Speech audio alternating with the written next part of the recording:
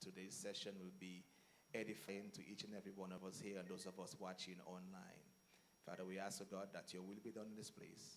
In your name we pray. Amen and amen. It is my privilege, you may be seated. It is my privilege to welcome the Minister of Justice, Minister Jacqueline, to come with a speech. Please make her welcome.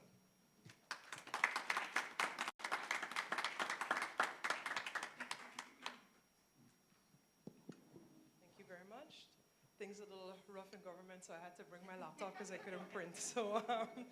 But I think some of you in the room know the problems with ink and printers, and it's quite the situation. But good morning, and I think protocol has been established, and it's an honor for me to be here today and to be able to give some brief remarks before we move on to this esteemed panel over here.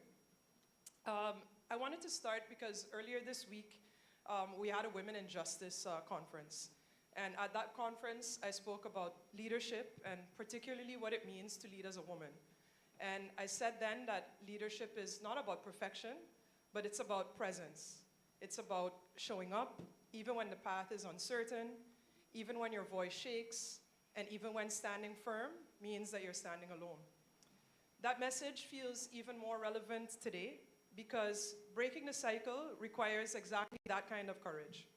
The willingness to act when comfort tells us to wait, to speak when silence feels safer, and to believe that transformation begins with the people brave enough to try.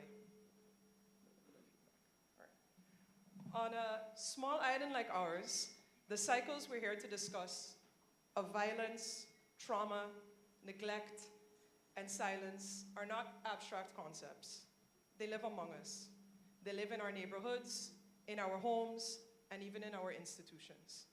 We see it in the child who grows up believing pain is normal, in the young man who turns our anger into armor, in the woman who carries the weight of everyone else's healing except her own.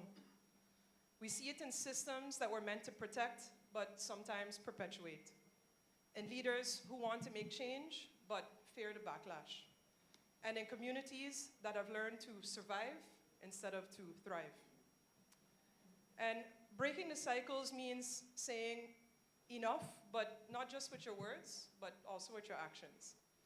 It means facing what is broken, not with blame, but with bravery.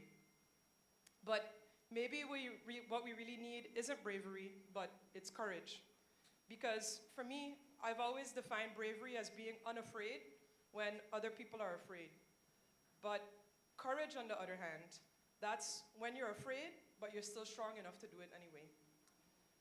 It means that you're having the hard conversations that make people shift in their seats. It means doing what is right, not what is easy. And sometimes it means that you have to do that when you're scared. Because the truth is, cycles don't break themselves, people do. And people who break cycles rarely do it in comfort. They do it in moments of resistance, in the moments when the old ways feel safer, when change feels risky, and when every voice tells them, well, just leave it how it is because that's how it always is and that's how we've been doing it. Breaking the cycle is what happens when somebody chooses to try to do that anyway. And as leaders, whether in government, in church, education, or the community, we carry the extra responsibility to model that very courage. We are not just the decision makers, but we're the culture shapers. The choices that we make ripple outward. They shape what our children believe is possible, what our families learn to expect, and what our people dare to dream. I was once a working citizen, like many of you here, who believed that change at a higher level was needed, but maybe that somebody else had to bring it. Yet, at some point, I realized that cycles only change when we step into the spaces that we once thought were too big for us. And now we see that our country has a Minister of Justice who didn't run for office, but was appointed. A professional chosen not through politics, but through purpose. And that in itself is an example of what breaking the cycle looks like.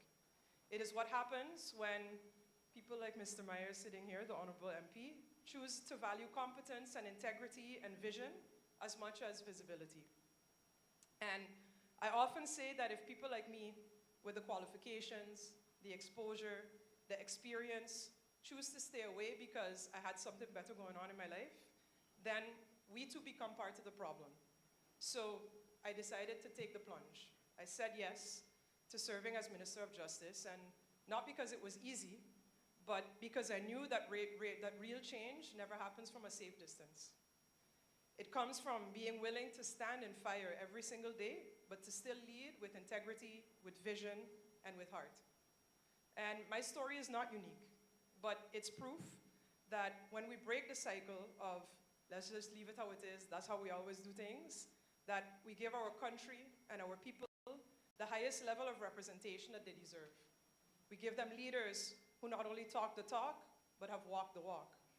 And we give them leaders shaped by education, experience, and empathy. Leaders who see service not as sacrifice, but as purpose. And again, I'll go back to earlier this week when I also reminded the ladies in Justice that balance is not about perfection. It's about grace. It's about the grace to fall, to realign, and then to rise again. That same grace is what our nation needs right now. Grace to confront our mistakes without shame, grace to listen deeply, even when opinions differ, and grace to build together, even when we've been divided for too long.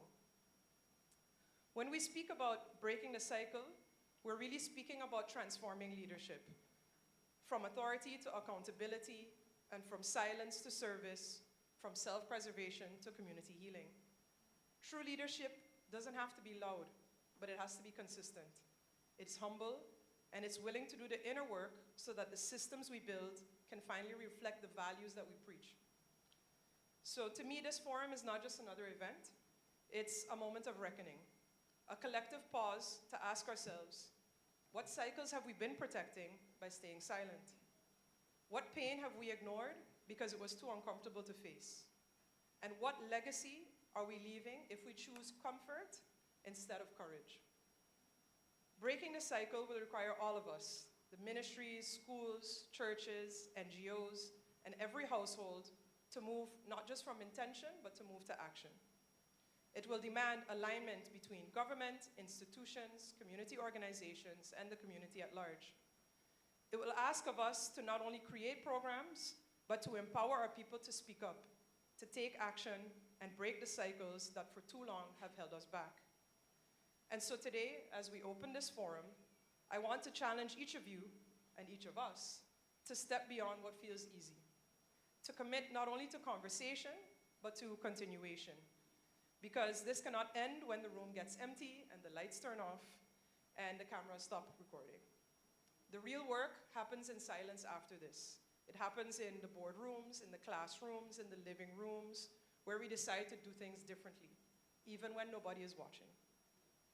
If we can lead with courage and compassion, if we can align our voices, our visions, and our values, then we can begin to build a St. Martin where healing is not the exception, but the expectation. A St. Martin where leadership is measured not by status, but by service. And where breaking cycles becomes more than a slogan, but it becomes really who we are. So as we begin, let us choose to be the kind of leaders who do it scared, who speak when silence is easier, who act when waiting feels safer, who believe that even in the small acts of courage, we can change the direction of our generation. Because breaking the cycle starts here, and it starts with all of us. And I'm happy to continue that torch, and I will put my best foot forward, and I hope that all of you do as well. So thank you very much for having me.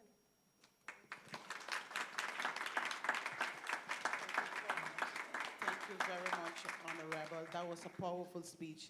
Indeed, breaking the cycle starts with every single one of us. At this time, I would like the global leaders to come up closer. Dr. Stacy, please come closer. Dr. Stacy is from Nashville, USA, and Dr. Natalie from our beautiful country, Africa, from Zimbabwe. Let us give them a big round of applause for taking the sacrifice and being with us in this beautiful island. Thank you so much, Dr. Ann. Also, we would like to recognize the media houses. We want to recognize Carib Quest. We also want to recognize SMN News, who has partnered, well, all the media houses has partners partnered with us to ensure that we are able to really get this out there, understanding that it's an early morning and most people are at work and cannot be in the house presently. So we thank God, and we thank also the leadership and the management of Island 2992, Island 92 News, and we have in the house the honorable, not in terms of ministry, but in terms of journalist competence, Mr. Emil Lee. Thank you so much for being here. We also want to recognize Swaliga News, also want to recognize, I said before, SMN News and Carib Quest, and those of you that are taking videos and taking pictures, and that also will help us to share on social media. As Minister Taklin said, this fight continues beyond this event. So we thank you in advance. As we get into meet to what we're going to hear and hear what this European have breaking in these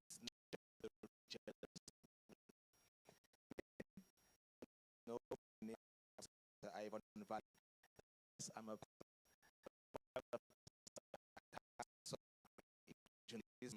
and so I will try to my task. I want to be with Mr. Yes.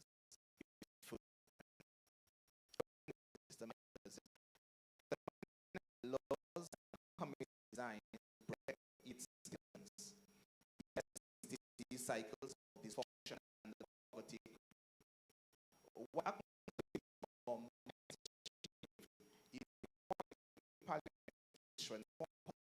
political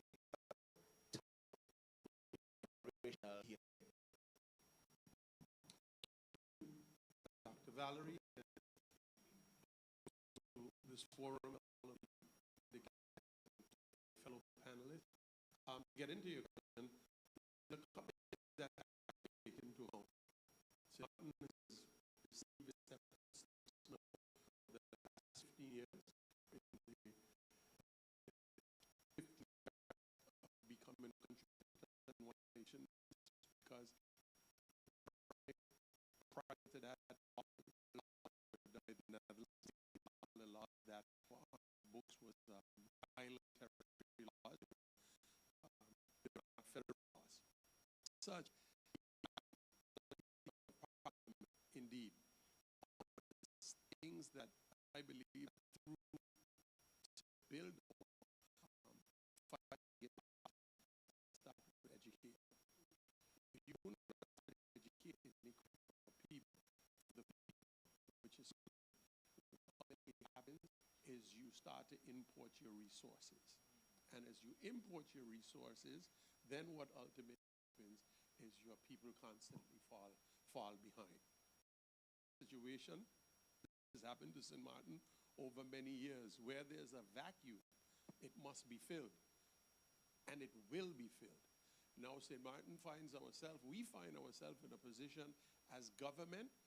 How do we undo something that has, and interestingly enough, the minister's speech said it all, because when you start to undo, what you do not want to do is unravel, because you still have to maintain a structured society in which both persons that are from here and persons that are born to be here can thrive.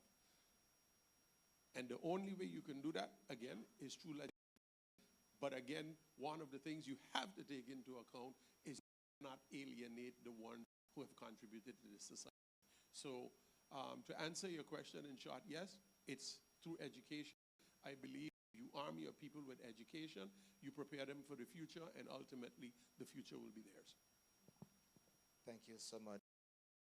Yes, I want to just jump not too far from you, but to former Minister of Justice, Anna Richardson. Our justice system is built to punish, but rarely to restore. what would justice look like if healing was part of the sentence? And what cultural and institutional silences continue to protect abusers more than the victims? Thank you very much for the question. Firstly, good morning to everyone who's present, to my esteemed panelists, and to the organization putting this together. I think it's a misconception to believe that healing is not a part of our justice structure. I say because we are currently in what I believe is a chapel, right? This is many persons within the spiritual realm comes to our institutions, the prisons, Lally Center, and they give counsel. They give support to our inmates. Even within our SEIS, which is our probation department, they themselves gives a lot of counsel and guidance to individuals who have ended up in the wrong side of the law. We have victim support services. That's also initiatives that even our prosecution department has taken the role prior to victim support services being established. As a matter of fact, when I came in as Minister of Justice, I spent about a half day with the prosecutor's office, introduced to the various sectors within. It is within that institution that I was given the experience of a young lady, if we can remember. There was a gentleman who was walking the beach with his daughter down at Kimsha a few years back, and unfortunately he was robbed and killed in her presence. This young lady had to come back to St. Martin for the trial. And it was during an interview or just being asked, you know, we recognize that experience of seeing your father being taken from you in such a brutal manner was terrifying, was traumatic. But she expressed that even though that was all stated, it was the fact she did not have that type of support. She was in a hospital, it was cold, no one asked her if a blanket to cover up. No one sought to understand what she was going through at the time. And so the prosecution explained to me that the victim support services is so needed.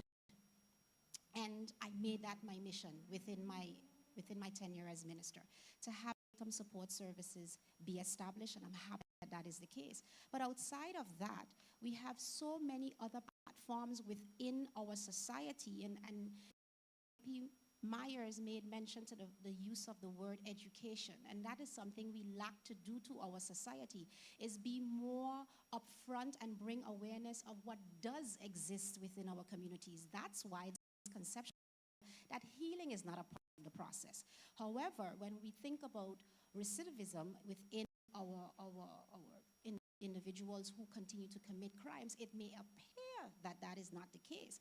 But there are so many other factors that play into that. We have to recognize that sometimes there are individuals that have an imbalance within their makeup. They have personality disorders.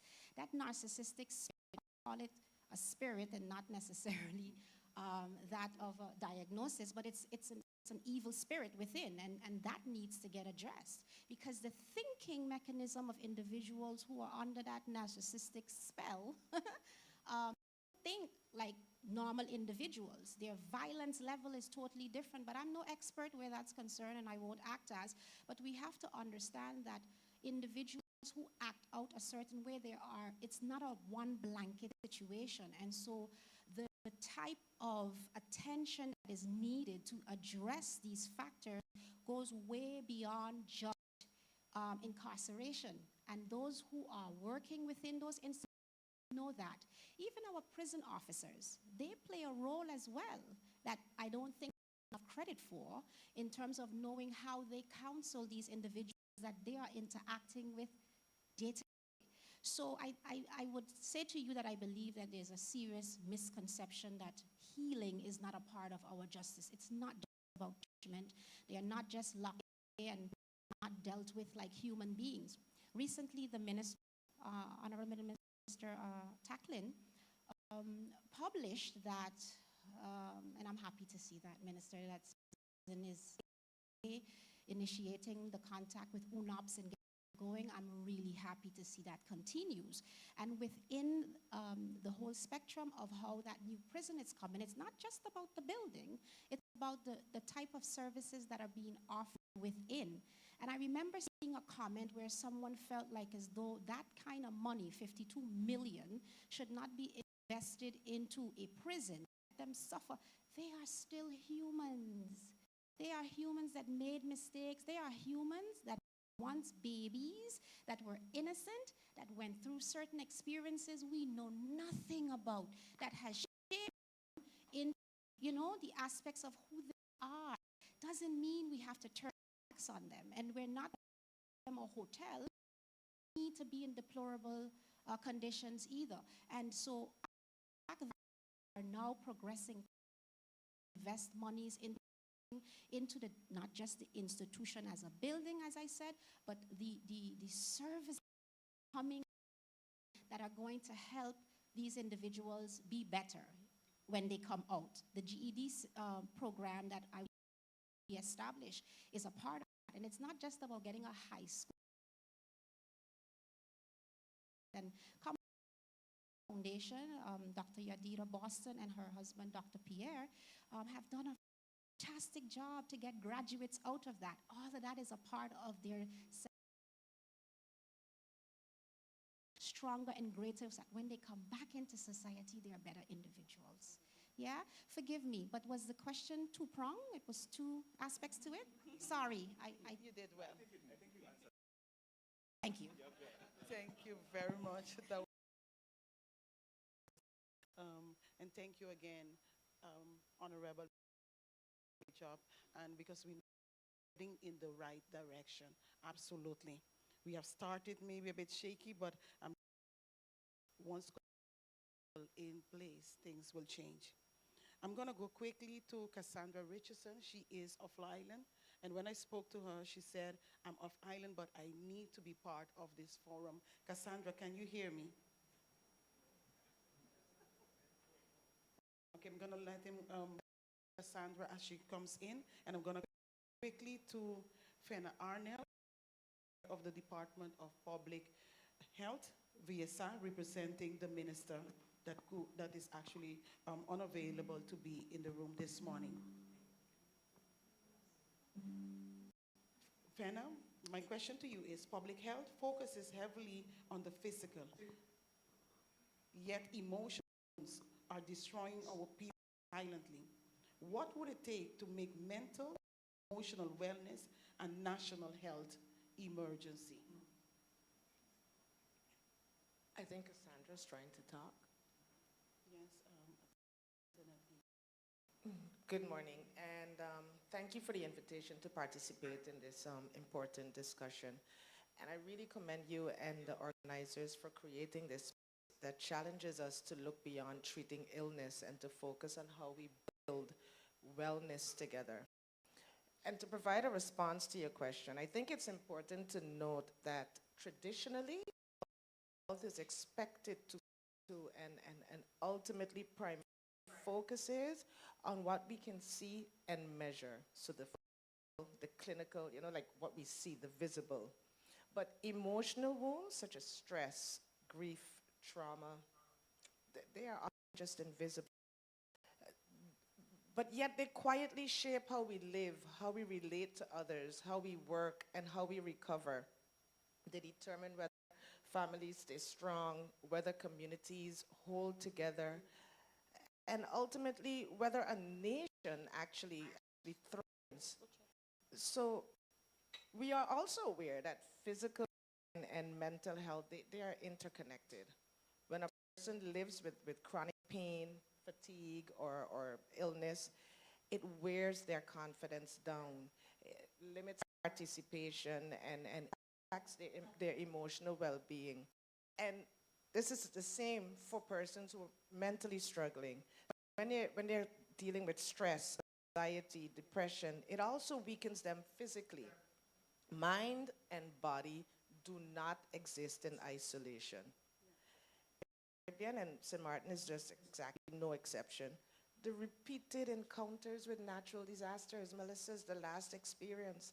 Yeah. And when we last experienced the pandemic, This revealed how fragile the traditional institution-based model of care can be. So these experiences showed that waiting until someone reaches out for care is too late. Find the energy and the courage to seek care. The emotional and social impact already spread into my home, into the schools, and into the workplaces. The customary approach that we refer to as institution care, it's clear now. It cannot achieve the goal of a healthy nation. So in response to this, the ministry, we started a shift. We begun to shift the course from institution to a community-based approach. We recently developed a 10-year mental health strategic plan where it's forming a turning point, a deliberate move from institutional models to the community approach, where we focus on prevention, early support, inclusion, resilience, and it aims to ensure that mental wellness is not something we respond to after a crisis, but something we build into every life. By this, we hope to strengthen collaboration across the ministries, health in all policies approach. Because one thing we recognize is that mental health, or health in general, by the environments we create. And I'm saying nothing different than what MP Myers just stated and former Minister Richardson also stated. Education, housing, income, safety, they all play an integral role in the community we are trying to create, or that we have created. When, and I call them determinants, are addressed collectively, the result is a society that supports mental well-being from the ground up. And we cannot, absolutely we cannot ignore the influence of our digital environment. Social media, it can be a powerful platform for connection and awareness, but it also magnifies anxiety, comparison, and pain. Online bullying or hurtful comments can leave lasting emotional scars that affect confidence, self-worth, and even our self-health. So promoting wellness today, therefore, include promoting digital responsibility, empathy, and kindness. So our partnerships, policy reforms, growing emphasis on data, workforce development, they all form part of the broader shift from the traditional system to community-based. I think the greatest insight that we've gained is that every person who goes unsupported in on this island or in this community, that pain into their family, brings that pain into their family, their workplace, they bring it into our community. So when community, there's no them, only us. So when we ask what it takes to make emotional well-being a national emergency, I don't think we need a declaration, because it is and must be a sustained commitment. It takes recognition that mental health is a foundation for national development. It takes coordination, together all sectors from across the board. It takes connected resources, strong governance, and data to guide decisions. And it takes a will, the understanding that all hands on deck is not a slogan, and it's definitely not a luxury. It's a must-do. Because if we could plan for hurricanes, we could plan for healing. Yeah, wow. If we can mobilize for outbreaks, we can mobilize for emotional recovery. A healthy nation is not defined by the absence of disease, but by the presence of connection, compassion, and community. So in many ways, this very gathering is a reflection of that principle. A community-based approach in action, where you took the lead, where knowledge, partnership, and empathy, we came together, we're here together to shape a more resilient future. And that's a vision behind the 10-year strategic plan, Stronger Minds, Stronger Communities. And this here It's the beginning of the working of it all. Thank you. Oh, wow. Absolutely. And indeed, that is the vision. We all came together. And I thank each and every one of you for saying yes. Thank you. Thank you very much. Sandra, or we still have some technical difficulties? We're going to move forward. The church is very important to be part of the healing. Therefore, we have now the Honorable Reverend Dr. Nolan Nan.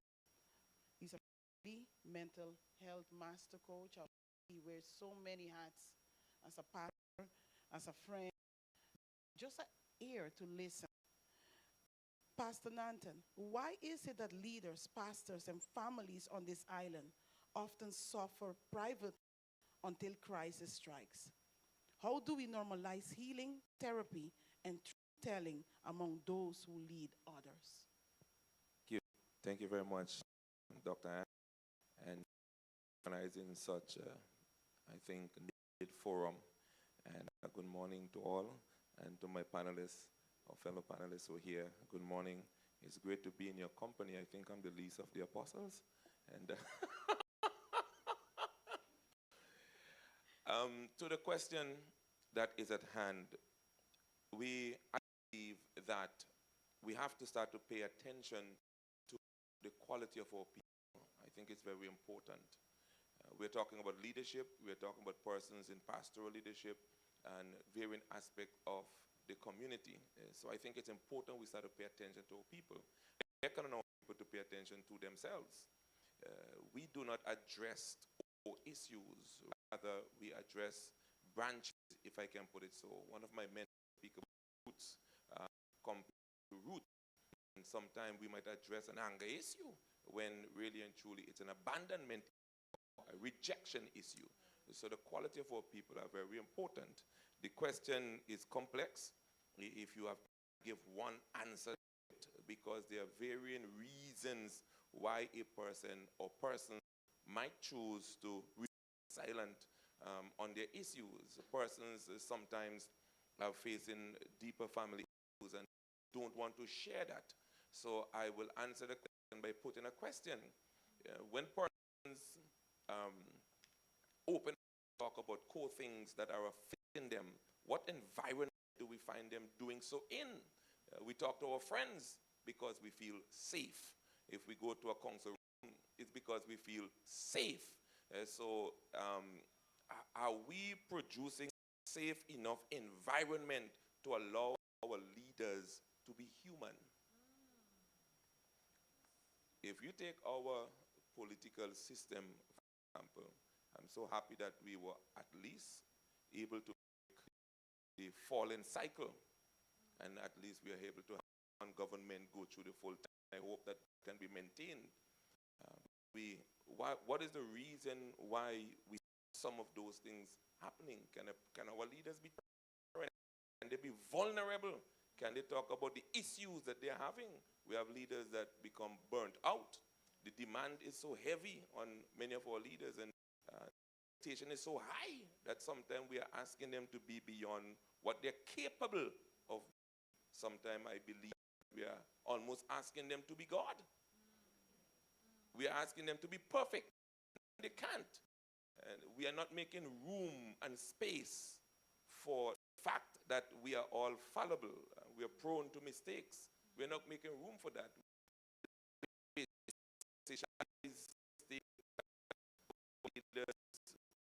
May make we sell stand but make them do that. God bless them. They are coming down. It's not in church. It's a thing. Community, but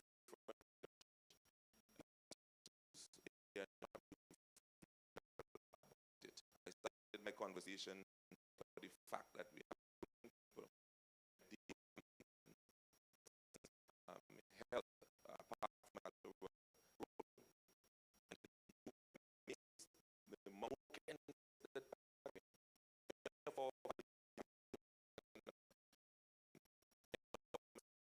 for people come from good parents,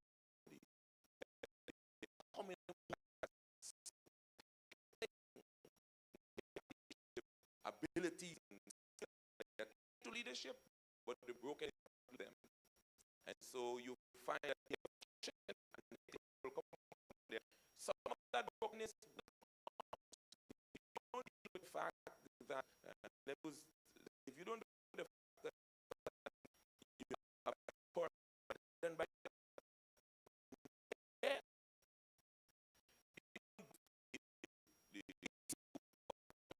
that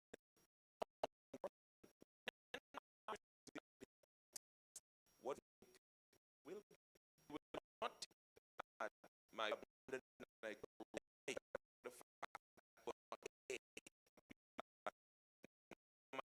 that you from God, they will never. I love they would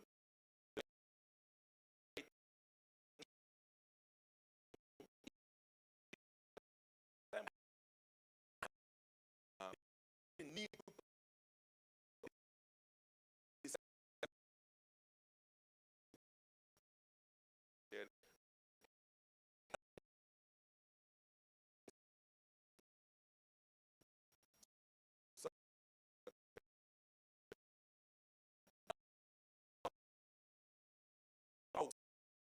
so wasn't like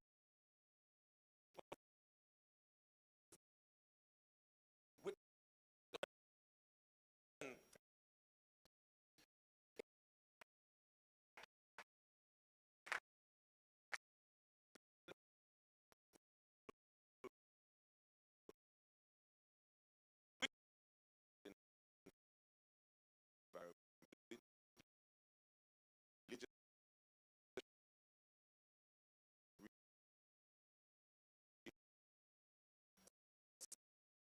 give and it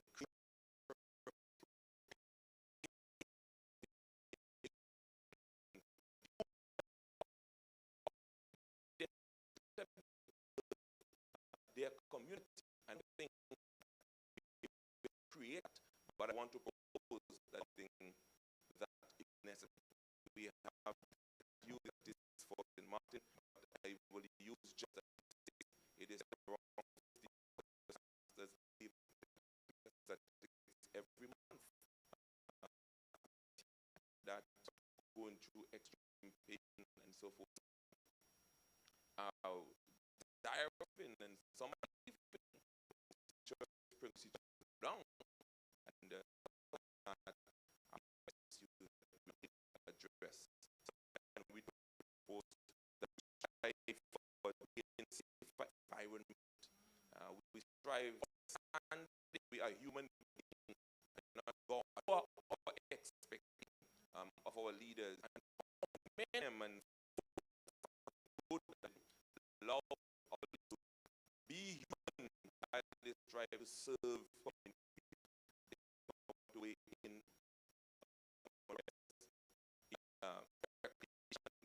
our people become that education because of the too quick things the leaders are sharing person in the room and share as an our politicians because the system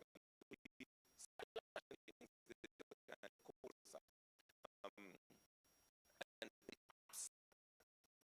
persons from you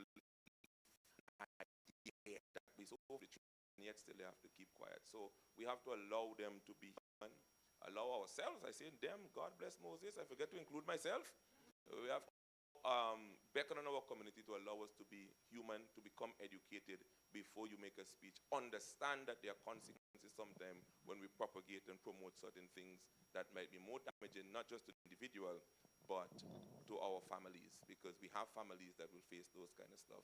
So in short, I would propose a safe environment, try to create that as a nation, and that is a challenge in and of itself because everybody think that they're right, but it is not beyond our ability and our effort to try to create that safer environment, to allow persons to be vulnerable, to allow persons to be able to say, I am stressed, you know, That is a factor. St. Martin is overly stressed. I see persons on a weekly basis overly stressed. And when you're stressed, the executive function of your brain is not functioning.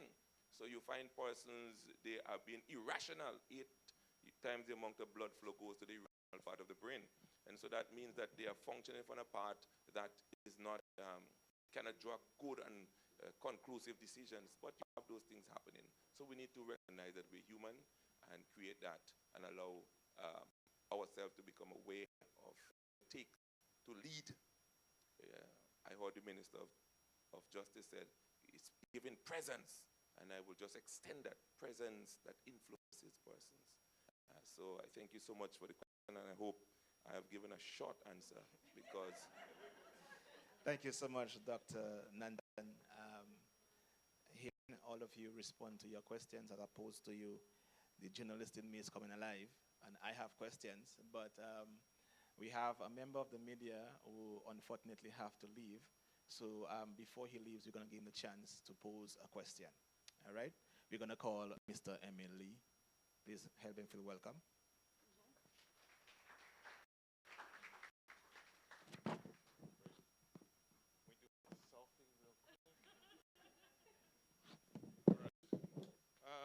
Thank you very much. Thank you for the invitation.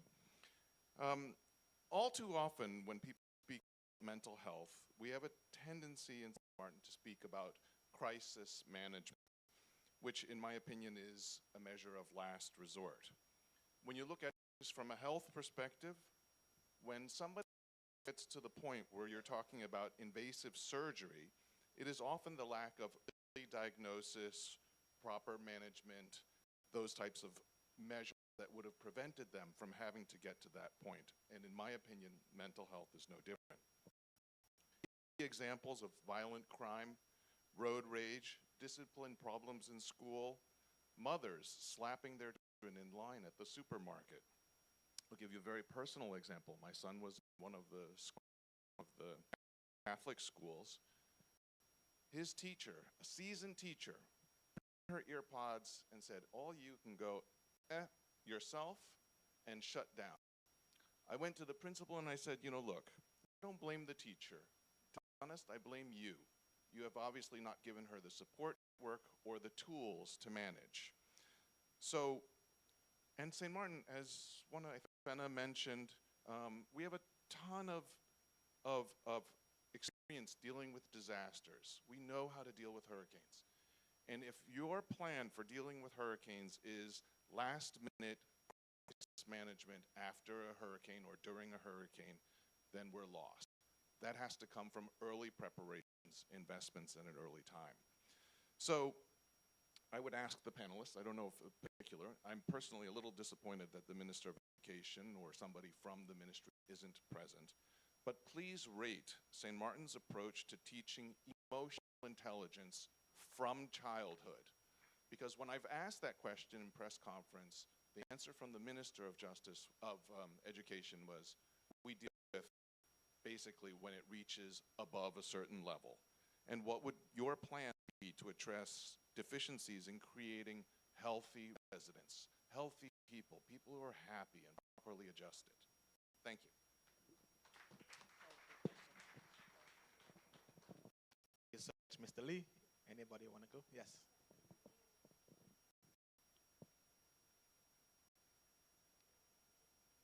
Is it on? Is it lit?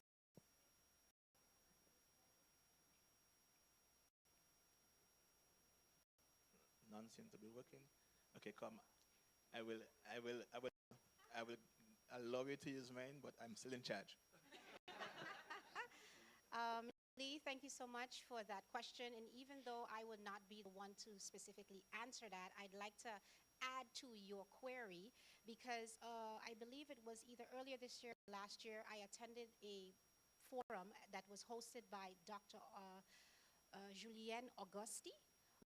And as a specialist in this area, her panel of invitees did include the Minister of Education, and there was an extensive discussion about the fact that the cognitive discovery of our children, starting as a very young age to be able to capture exactly what you're saying, document, manage that, to be able to know and detect, how you say that now? Detect where a child is from a very young age is missing within our society. And I'm not saying that the effort is not there, because probably Ms. Fenna can give us some insight about it, but it was a call, that forum was a call that, back in the days we used to have on Back Street, it was the, Miss Jeffers, Nurse Jeffers was one who was the clinic, right? So we were trying to understand where that has gone to and the efforts of where that is. And again, Fenna, no offense, you could probably give some insight. Okay. You could probably give us some insight about it. But definitely, I too would like to hear what is happening from that standpoint. And Dr. Augustine is calling for the support to be able to have that reestablished so that we can be able to recognize from baby all the way up to adulthood what is happening in our community. Yeah. Good morning, everyone. Mr. Emily, I think your question is one that I sure can go on for hours speaking of, but simply put, you asked for a rating of social emotional development within education, and I would put that at a 1. I am a child and adolescent psychologist, but I work in the education setting. I work in a school. I was fortunate enough to work at elementary school. Now I work at high school level. And so my name is Shamila Williams. I don't think I mentioned that. So what I've seen since coming back to St. Martin and working is that we put such a strong focus on academic performance. We put it on kids and look at it, we used to have play schools where it was about play. Now our play schools are early stimulations that are ABC, 1, 2, 3, blue, green, red. And what we have done over the years is we have moved away from the most important developmental aspect of that stage of life, which is social interaction. That is how we build, that is how we learn our emotional intelligence through interaction with each other. We've now shifted it to you sit alone and you read and you write and you draw and you color. And so when that child starts or receiving that pressure from 2, 3 years old, by the time they reach into elementary school, so now we call that group 1, the focus is so heavily on the academics that we limit play.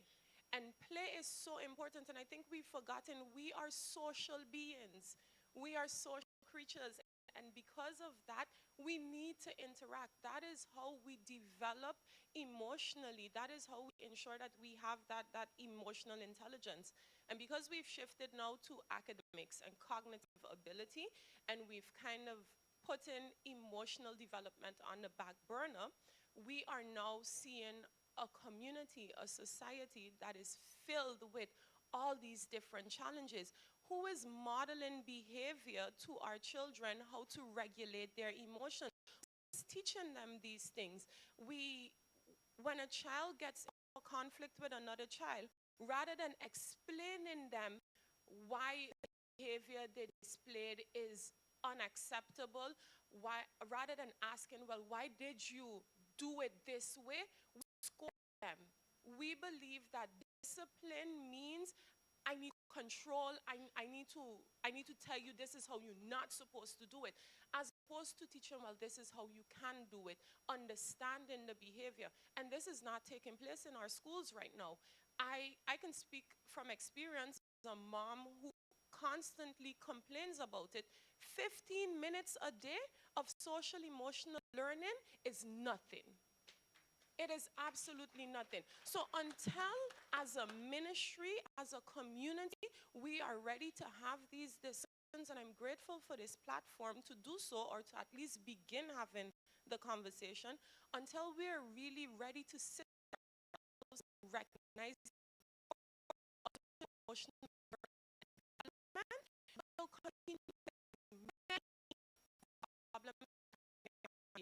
So to answer your question, so,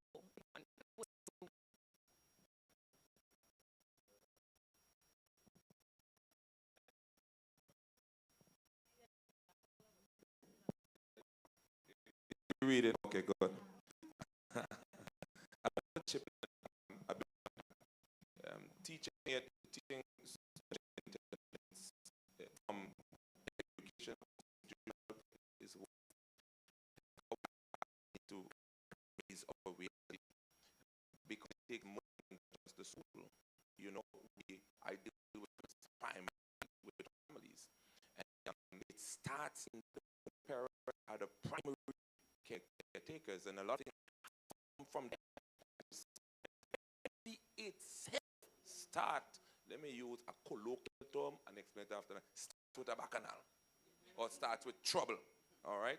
I say bacchanal because plenty of people understand that it starts with trouble. We have relationship that becomes dysfunctional, and as a result, that is passed on to the children. They are modeling the behavior they see at home. We have to look at all the institutions if we're going to talk about where the child will go through. Home, school, church, and other areas in society. I just use some primary ones. And the minister talk about, I know you're going to chip in, the minister talk about breaking certain cycles. I wonder if we are willing to break certain cycles of St. Martin. The parents do not have enough time to parent.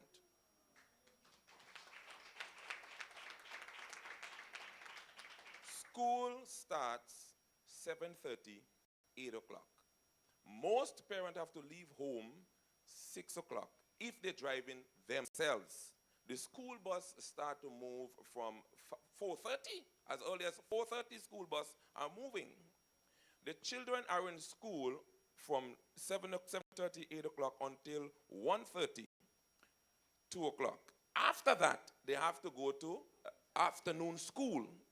The parents start working by 8:30, 9 o'clock, finishes at 6, and some take up another job just to meet ends meet. The last census showed that we are 85% of the country does not receive what it requires to live comfortably on the island. So hence the person have to work 2 and 3 jobs. Now, when they come back home, they're all stressed out. Their fuse is short. And so most of them will chuck a gadget in the child's hand just to get them under control. You have very little attention that you can give where you are able to converse with your children and really render that emotional strength that is needed for them. So the child is being parented by who? And we have to ask all these questions, you see, because it starts from the home right through all the varying institutions. So I think the conversation, or the question is a good question. I just want it to be broadened because with family, and I see it. You see toxicity in relationship with the high stress rate on this island. You see the toxicity in relationship. You watch families breaking up unprecedentedly. And we don't talk about these kind of issues, but they are affecting how the child develop emotionally. So if I could ask a follow-up to yours, and then a follow-up question, and then I need to run. So I totally agree, but your conference is about breaking the cycle. And I mean, I've seen it with littering, that very often you have to teach the children first why it's bad to throw garbage out your window, and they end up teaching the parents, right? So indeed, your conference is about breaking the cycle. So just I totally agree, it has to be multi-pronged, but you're going to have to pick somewhere to sort of focus your resources and energy. And if it can be multiple places, all the better. But my follow-up was the second part of the question. We have a member of parliament, we have a minister, we have a policy advisor. So from what to do next, my second part of the question was if we could bring it to a tangible what to do next. Because the first thing government will say, there's no budget, right? But there's always budget for things that are priority. They find budget for travel, but if this is a priority, then find budget for it. So the follow-up question is, I totally agree with both the comments. What's the action out of the conference? What's the next step? Thank you, Emil. Thank you for that question. I just want to say it very shortly because we do have other panelists that also want. There's a mic that's not working. Thank you very much. Yes? You gotta have your mic back. Go ahead, Honorable. Thank you. wanted to say something. Very good question, Emil. And one of the things, we have to be cognizant of is, and I always say this, if you go to each island, each country, there is different cultures. And I believe your culture protects you because it's based on how the community interacts or reacts to a certain problem, that's what keep that community going. What has happened in St. Martin over the years, and I'm going to give it to you from a historical perspective, is that cultural thing that we had has deteriorated. I see Neil Dardoin in the crowd, and I see Miss Odine Bryson. They can attest to this, and why I say this is because when we were community-based, when family, and that's one of the things we campaign on, once that structural thing of the family, that fabric is deteriorated, what happens is the society that we have today. And it became acceptable because when I was a kid and I do something, we didn't have cellular phones, we didn't have internet, but by the time I got home, Miss Lally, who the Miss Lally Center is named after, by the way, so that kind of tells you exactly who she was, would know exactly what I did, where I did it.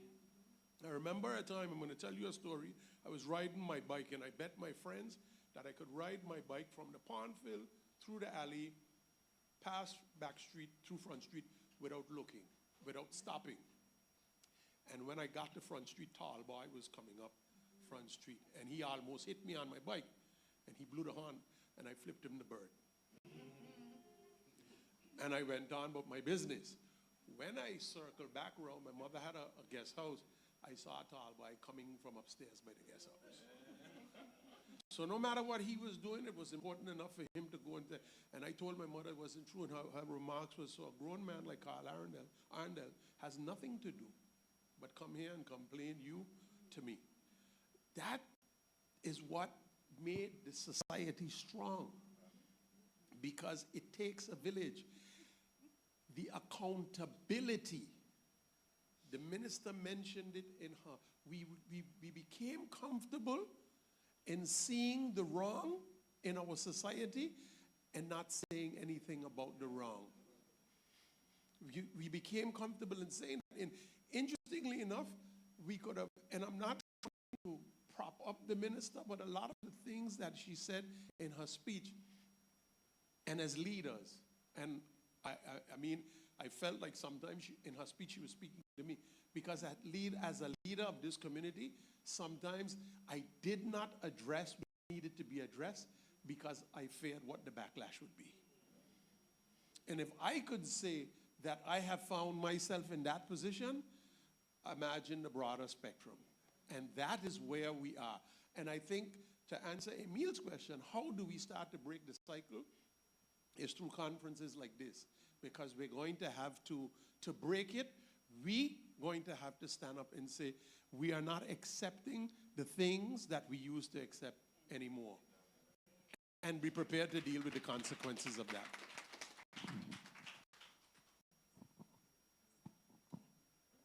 And just to add to what MP Myers just mentioned, and he was spot on.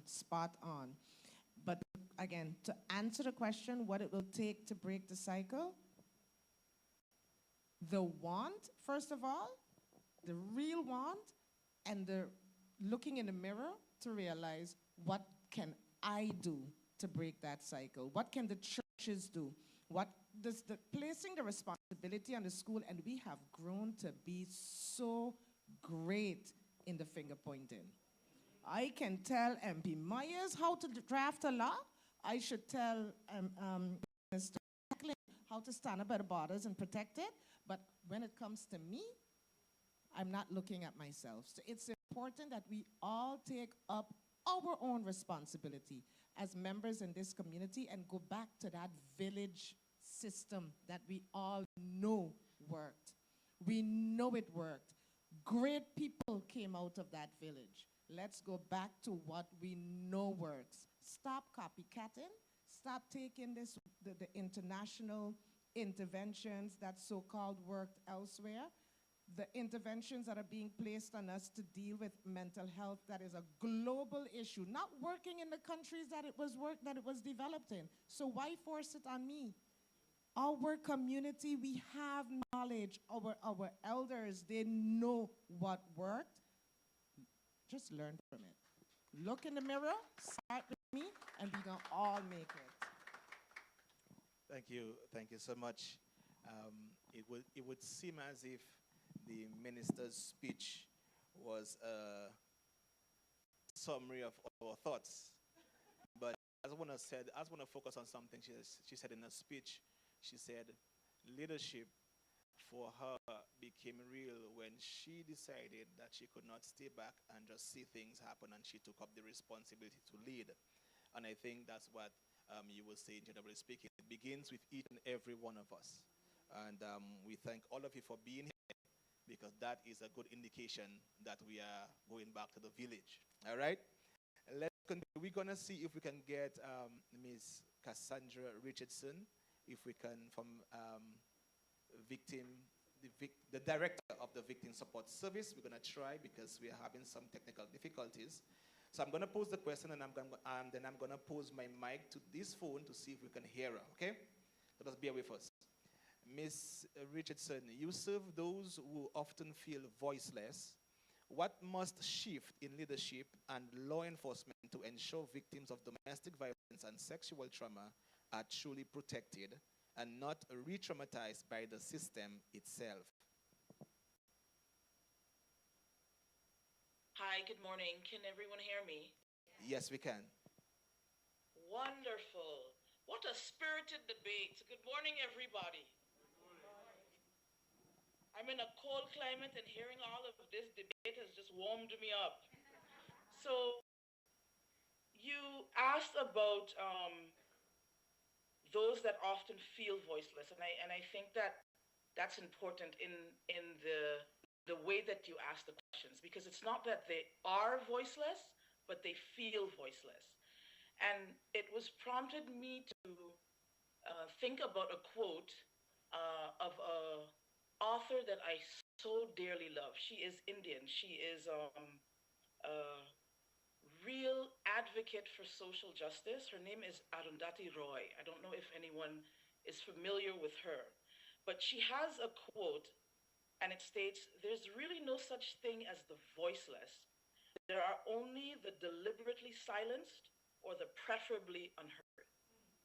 And I think that, so what must shift when you ask about leadership and in law enforcement to protect persons who have been victimized by those who perpetrate, and to protect against victimization, the re-victimization of a system, and to prevent further victimization of new victims?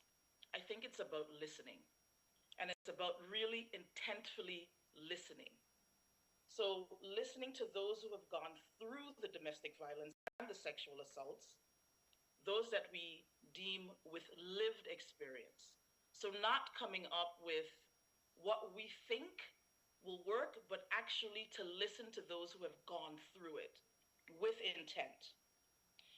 Because there's gold and there's jewels within the story, within the narratives of those women, of those children, of those men even, but the leaders have to get over the apathy, or I think Minister mentioned the discomfort, and we all feel very uncomfortable about hearing those stories, right? Because maybe it triggers something in us, maybe it mirrors something for us, and so we tend to shy away from. So I often see within the system that we don't even want to necessarily take on, let's call them, quote unquote, the issues of the victimized. Because for some reason we may feel that they're weak and that they should show up and that they should be able to handle these things on their own. But that's not the case. So I keep hearing a lot about the concept of the village or the moving again towards a sort of community value instead of an individualistic value that we have taken on because of the Western world, because of European values, and I'm going to say it just like that. So we have come to this conclusion where we have to take care of ourselves, right? But as a system, we know that that doesn't work. So I've also heard many nuggets of, jewels here from different persons on the panel. And if we can show up in that way and not perform, I think that we would be a better community. But we also have to believe what it is that we say and act accordingly. Okay, I think that that's where I'm going to end. Thank you so much, Director Richardson. Thank you so much. Let me move on to Mr. Is it Lamoth? Mr. Lamoth from the Rise Foundation. You work in the trenches with the, sadly to say, forgotten. What truth do you need leaders to face about what's really happening on our streets and in our homes? And also, what's one thing we can no longer ignore if we are serious about change? Thank you for your question. Once again, good morning, everyone. Good morning to my co-panelists this morning, and thank you to Dr. Ann and her team for the invite. I think most of what I wanted to say this morning have been said, but again, I think reiterating information is very important as well. One of the things that is no secret to us is that our environment right now, St. Martin as a whole, we have a high poverty rate, and that has a huge impact on, as we mentioned already, families. Families parents not being able to raise their kids. What we notice a lot is a lot of single parent households where there's a lack of the father in the household, and there's no one for especially young males to look up to within the household. Kids coming out of school and having to raise themselves because parents have to work 2 and 3 jobs at the end of the day just to provide. So basically when they come home, there's no one there. The little one has to go to school with the key and come home and raise his two younger sisters. These are the things that we have going on within our communities. And also, what Shamila touched on as well is the disconnect that the young people have. We call it with the disconnect of reality, with them not understanding the social cues. If it's dealing with the various challenges, their emotions, the soft skills, the lack of that we have within our society is, I think, affecting our young people in a way where there's no critical thinking no more. They don't think before they make a decision because the lack of the soft skills is no longer there. They spend majority of their time alone in their phones, and their reality is now on social media, and it's not in the present amongst one another. We are social beings. We need to connect. That's how we're able to grow and adapt and change as people. So we are losing that within our communities and our village. Our village is something that, as MP Myers mentioned, I grew up around. If I did something down the road, before I got home, my parents already knew what was going on. Or the neighbor was able to correct you. And you reach home, and then your parents corrected you again. So that balance that we had within our community, it gave us more of a reinforcement when you grew up and made you want to walk a better path, even if, of course, sometimes you slipped, but it kept that reinforcement on you at the end of the day.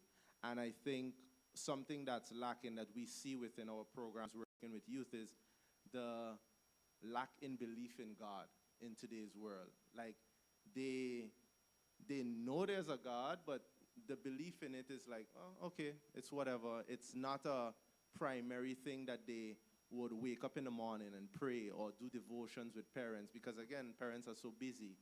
They would go to church once in a while, but it's not part of their day-to-day lives.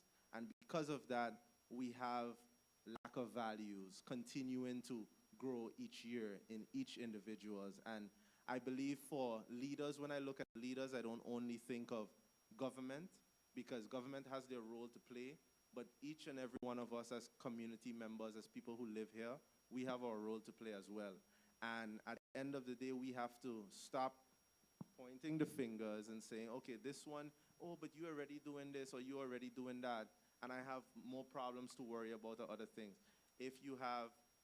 Even if you don't have enough time to give an hour or 2 hours, there's things that you can do within your community that can make an impact, that can make a change. So I think for me, it's, based on your question, it's just for us as a people to start realizing the issues at its core, at what we have to face over the years. It's continuing to progress in a non-positive way, and if we don't really stand up and say that we want to see better within our communities, and we want to come together and work together, not this crab in the bucket mentality, pull each other down when you see someone's doing good.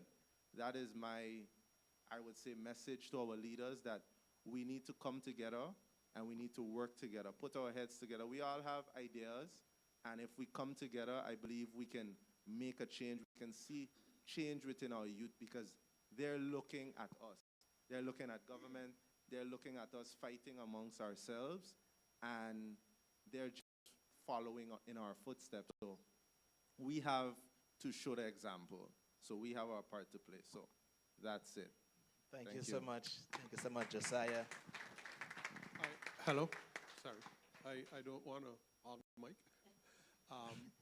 I apologize, but I have a parliamentary meeting at 10 o'clock, Okay. so I have to go. But before I leave, I want to just finish off on this, thanking you for having me here, and moving forward in the future, if there is any more panels like this or anything, you can always reach out to me. I think this is a great initiative. I have to echo what Cassandra said. It's going to have to start with action, and have to start to do something about it. And the pastor said something that's very interesting. We cannot build a society where within that society, nothing good happens. So we are not heralded for the good, but we only highlight the bad. Any society in which you build like that is a society that is headed for doom. Going back to what I said earlier, I am glad that I'm a product of the society that I grew up in, because those that came before me were the ones that were in charge. They reached back and they pulled me in spite of my shortcomings. That's the society that we need to build. Thank you for having me, and I look forward to, and we have, an esteemed group of panelists here, professionals, young professionals, and I was just speaking to the former Minister of Justice. We come from different political parties, but I was just telling her that it doesn't mean that because you're not the Minister of Justice anymore, that your knowledge is now cut off. We will continue to reach out, because we're doing this for St. Martin. We're doing it for a better St. Martin. So thank you, and God bless you all. Thank you so much, MP, for your time. Thank you so much for, no, we understand. Thank you thank you so much.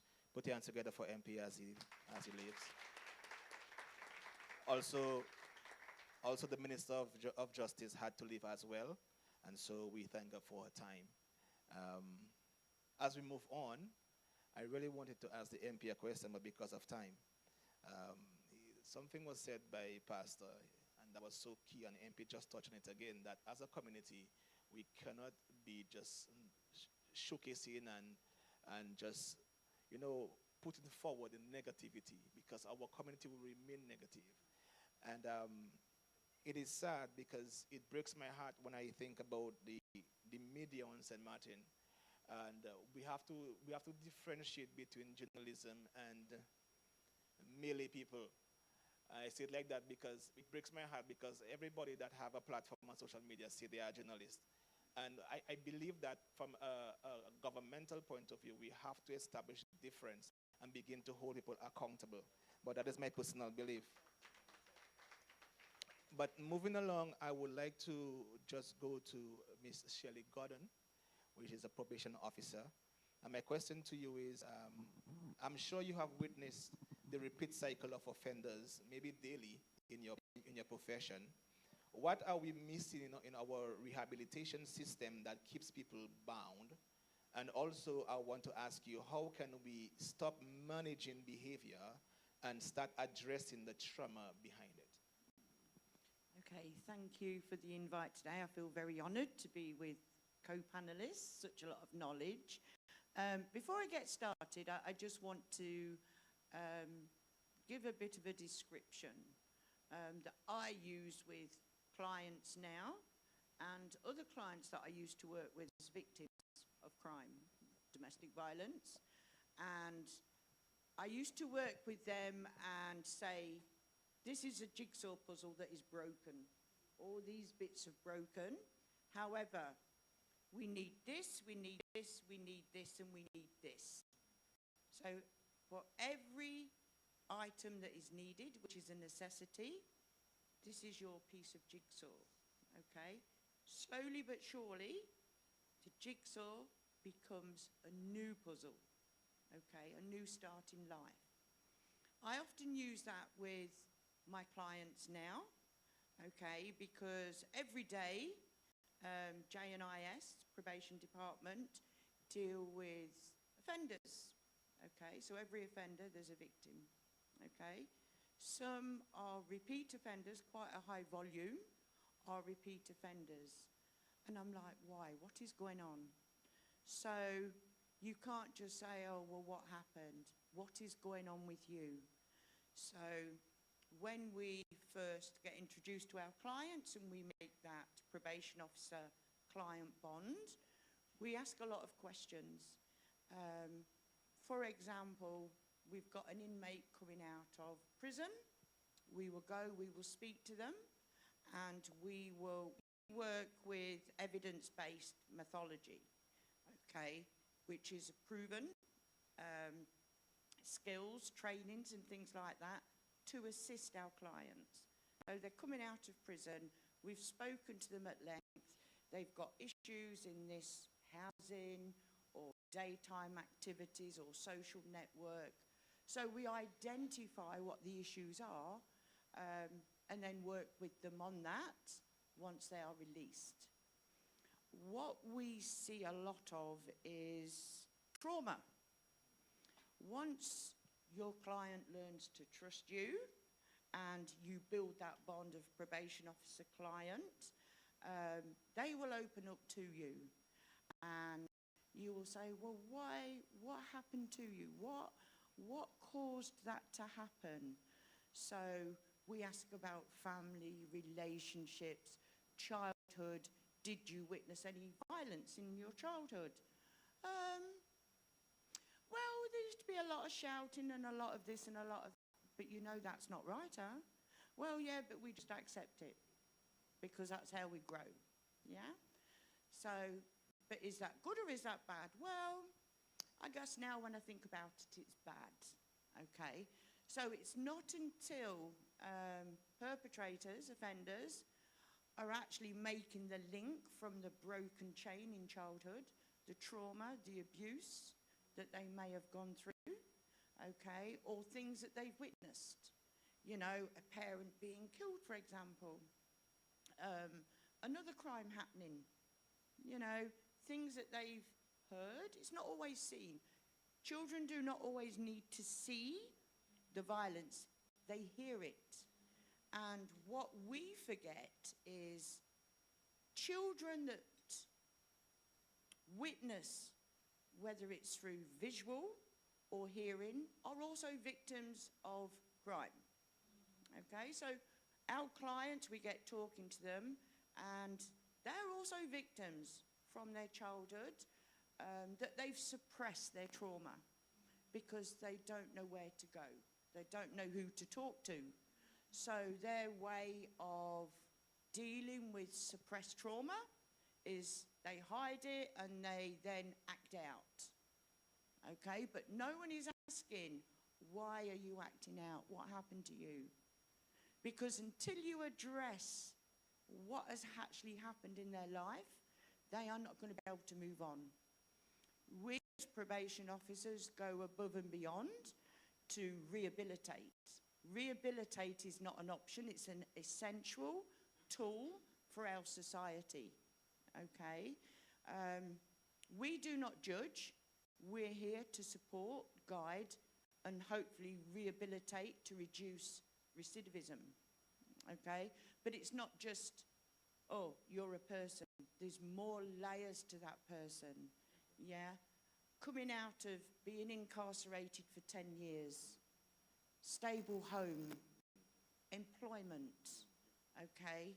Family support network, because everybody needs a support network, whether it's professional, okay, whether it's family, whether it's church, whether it's even the community that you're living.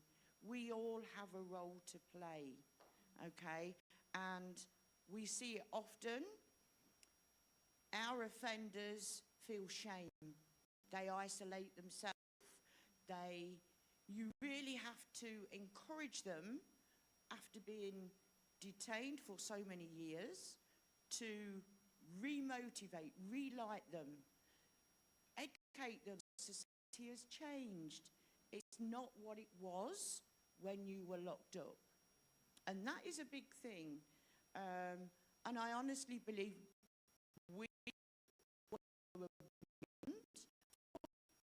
our client. We as a nation, St. Martin, need to do better. You know, accessible, independent for mental health issues, detected, so you can't not insured. They may need to act in the community together on how life is now in your district. And trauma and experience, they've come back into in issues, something's not so.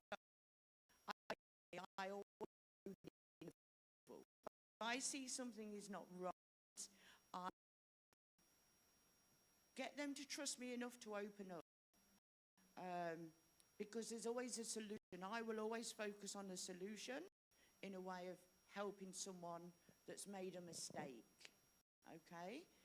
And you know, a lot of serious crimes, but again, victim needs support, but so does the perpetrator. And we as a community, businesses, employers, okay, we need to look at apprenticeships, internships to help rehabilitate the offenders when they're also coming out. We spend a lot of time at the prison doing workshops, and I know the prison staff also have a lot of input with their clients, you know, with the inmates. But again, once they reach outside, they may have, even whilst they're incarcerated, family trauma, loss of a grandma or a father. And you know, we have clients that haven't had, and it's been mentioned already, a fatherly figure. They've had no male role model to look up to or to educate them and steer them on the right path. And because they haven't had that, that's where they've lost track and they've took a negative path rather than a positive path. We all really need to work together, whether it's probation officers, whether it's church, whether it's the ministries, former ministers, because I know former Minister Richardson was very proactive in all arenas. School, okay, very important. We all have a role to play. And we all need to support each other. Even people within our community with underlying drug addictions, okay? Alcohol, we are seeing a big increase in substance abuse and alcohol misuse. And I have to take my hat off a million times to Turning Point, because they have so many clients come from us. That itself is overwhelming, because but again, we have to work as a community to help the less fortunate that have fallen to the side out of the system. If not, they're going to keep revolving door, commit crime, arrested, because that's the only life they know. So we need to empower our offenders when they come out, to get them more stable and to help them readjust back into community. We can do all the training, and we can give them therapy and counselling session, empowerment, but it takes a community, church, community, businesses, as I've already mentioned. We all have a role to play, because it doesn't matter if you're a male or a female offender, you're someone's child, okay? And we forget that. They are someone's child, okay? And, you know, we forget some of our offenders that we come across have been institutionalised in foster care. They've had no role model as mother or father to give them that extra support, but they are still someone's child. Okay, thank you. Thank you very much, Shelley. Thank you very much.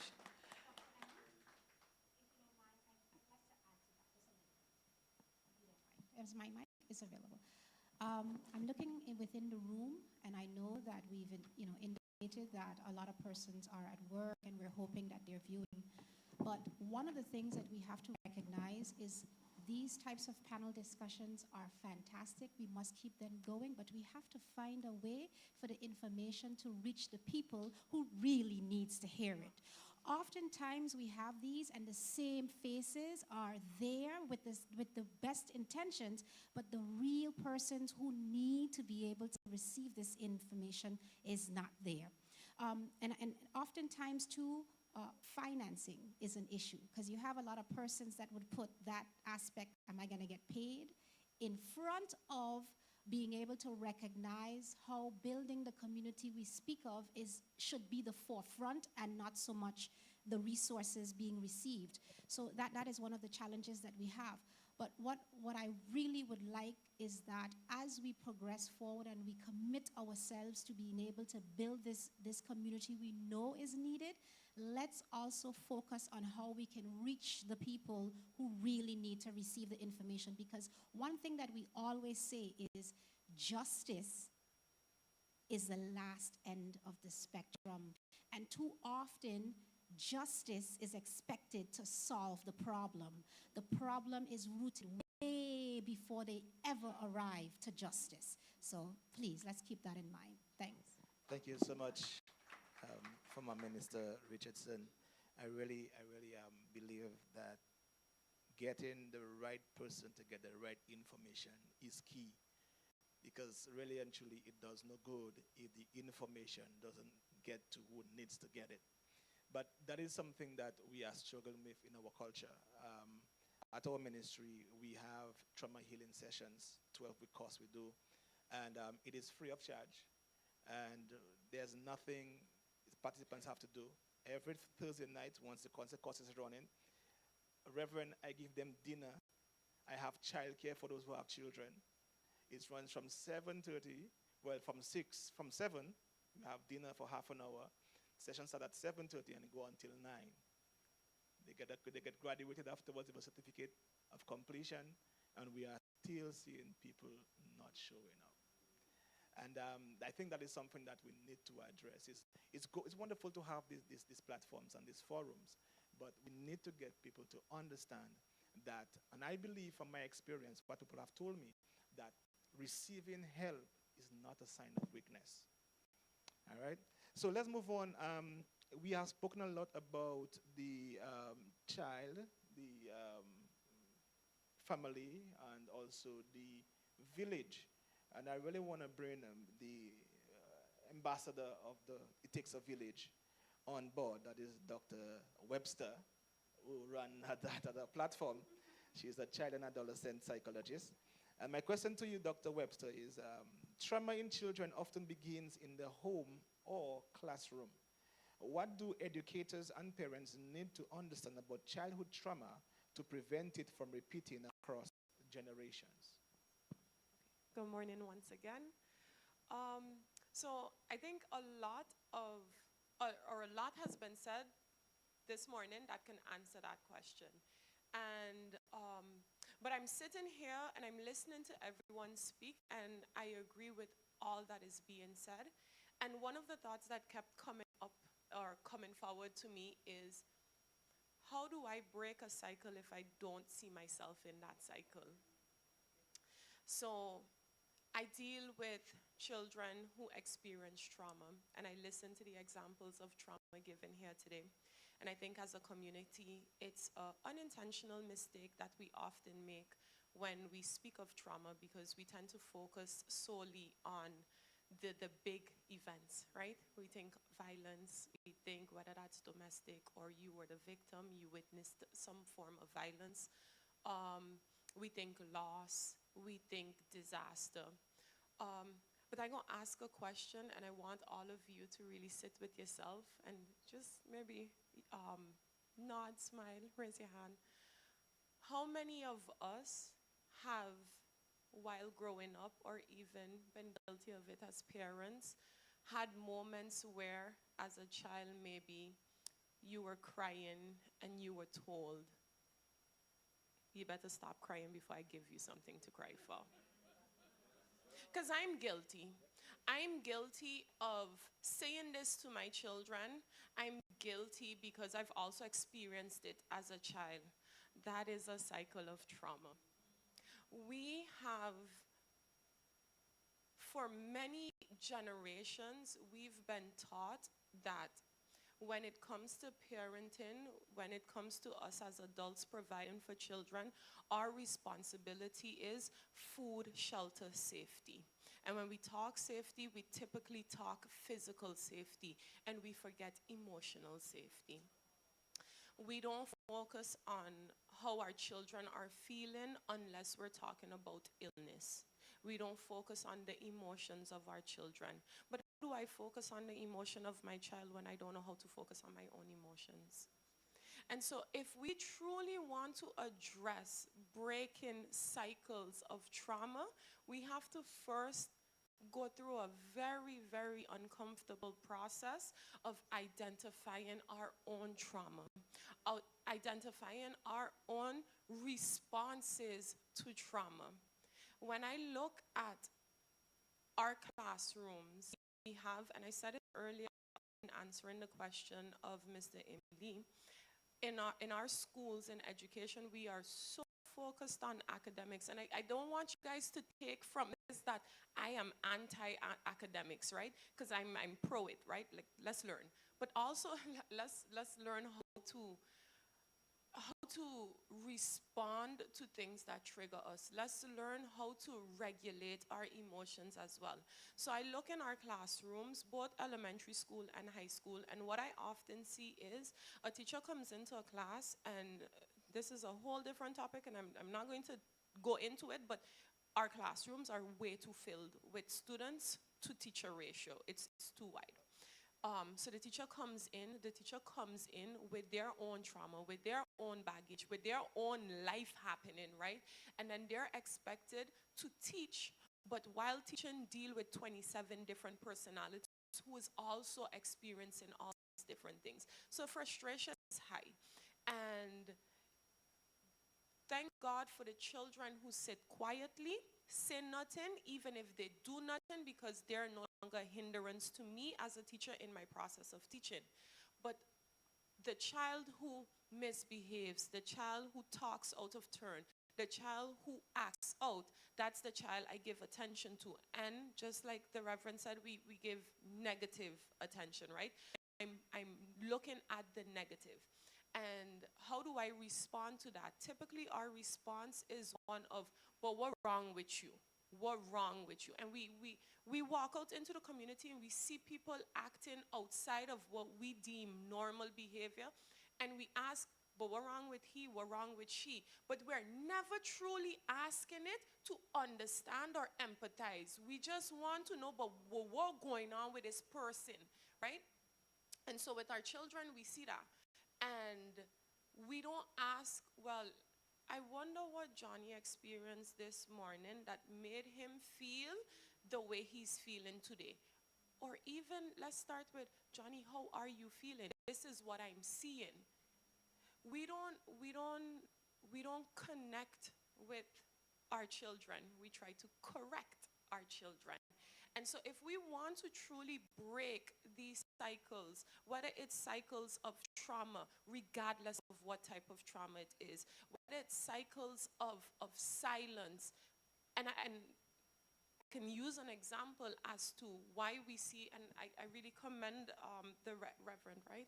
The Reverend's answer on why we don't hear people come out. Again, I ask you guys, think about it. How many of us grew up in homes where we were told, what happened in this house stays in this house? These are all the cycles of trauma. So we are seeing in our community one big cycle that keeps repeating itself, but within that cycle, there are points of mini cycles occurring. And so we have to identify what is the point of least resistance to try to infiltrate and break that cycle.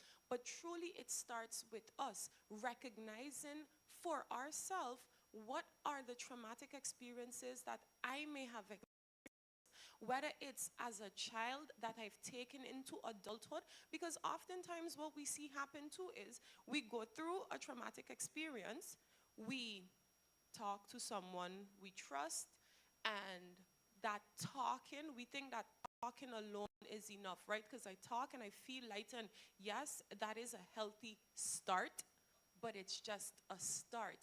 And so because we think, well, I don't feel these feelings anymore, I've healed, until I'm confronted with a similar situation or something triggers a thought or a feeling that brings me back to that experience, then I realize, but wait, I didn't actually deal with it. And so we're going through this as adults, but children are also going through it as well. And so if I don't know how to deal with the things that frustrate me, someone says something, I act out a character, this is how I behave, whether I get aggressive, whether I withdraw, I am modeling a behavior for the children around me in my role as a teacher, in my role as an educator, in my role as a leader as well. If we look at how our leaders are running the country, and I know they're doing their best, but I think sometimes they have to remember, and it was said, the young people are watching. And when I hear young people say, yeah, but look how they speak, and then and then you expect me to do differently, we are stuck in our own traumatic cycles, and until we are ready to be and get uncomfortable with ourselves, in identifying, recognizing what these cycles are and how we respond to them, we won't be able to do better for our children and the generations to come. So if we want to truly break cycles, yes, we need to work together. Yes, we need to come together as a community. But I implore everyone, sit in front of a mirror and get real. Get vulnerable with yourself, because that's where true breaking of a cycle begins. Thank you. Wow. We're going to go quickly, because time is catching on us, to Tiana Knight. She's a substance abuse counselor at Turning Point. Tiana, addiction isn't just on the street. It's in our workplaces, homes, and even pulpits. How do we break the cycle of denial and begin addressing the hidden pain behind substance abuse in St. Martin? Good morning again, everyone. It's a pleasure to be a part of such an important conversation. My fellow panelists, you've done an excellent job at responding to those questions. I believe most of the important points were already mentioned at some point, but it's true that addiction is everywhere. It's hiding behind our smiles, our reputations, our responsibilities. And then, of course, in a society so small like St. Martin, our people, they learn how to hide pain well. So they're suffering in silence. Of course, maybe things like Hurricane Irma, the pandemic, life has felt heavy ever since. We look at the state of the world worldwide, there's a lot going on. And so, of course, people have to show up as a strong front. You know, you want to function, you're trying to survive, feed your families, and that pressure leaves very little room for growth and healing sometimes. And so when we don't make time to deal with our pain, it finds ways to escape, whether that's through anger and, of course, substance use and abuse.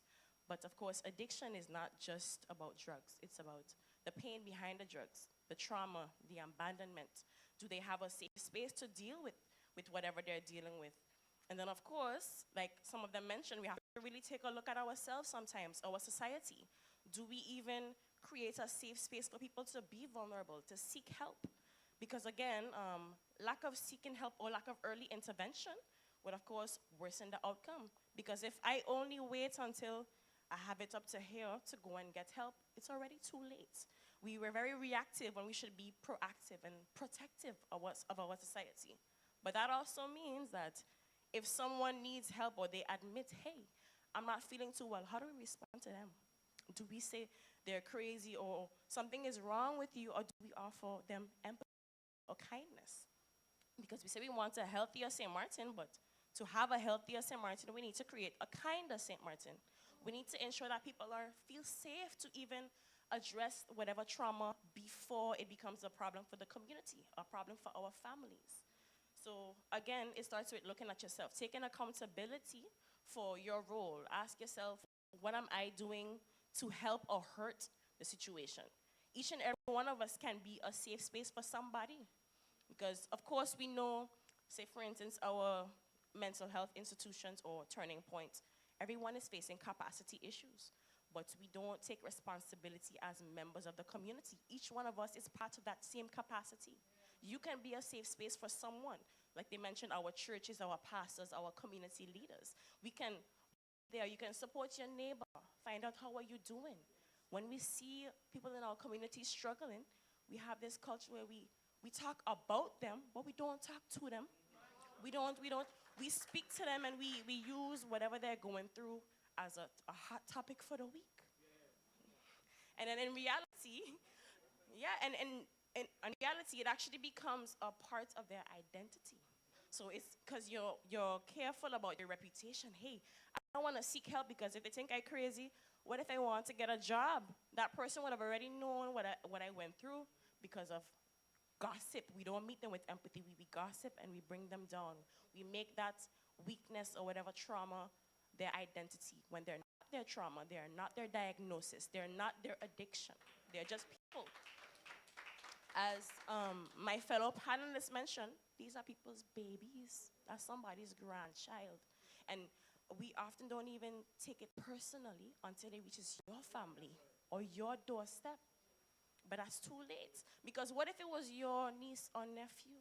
We laugh and we point fingers and we make it that.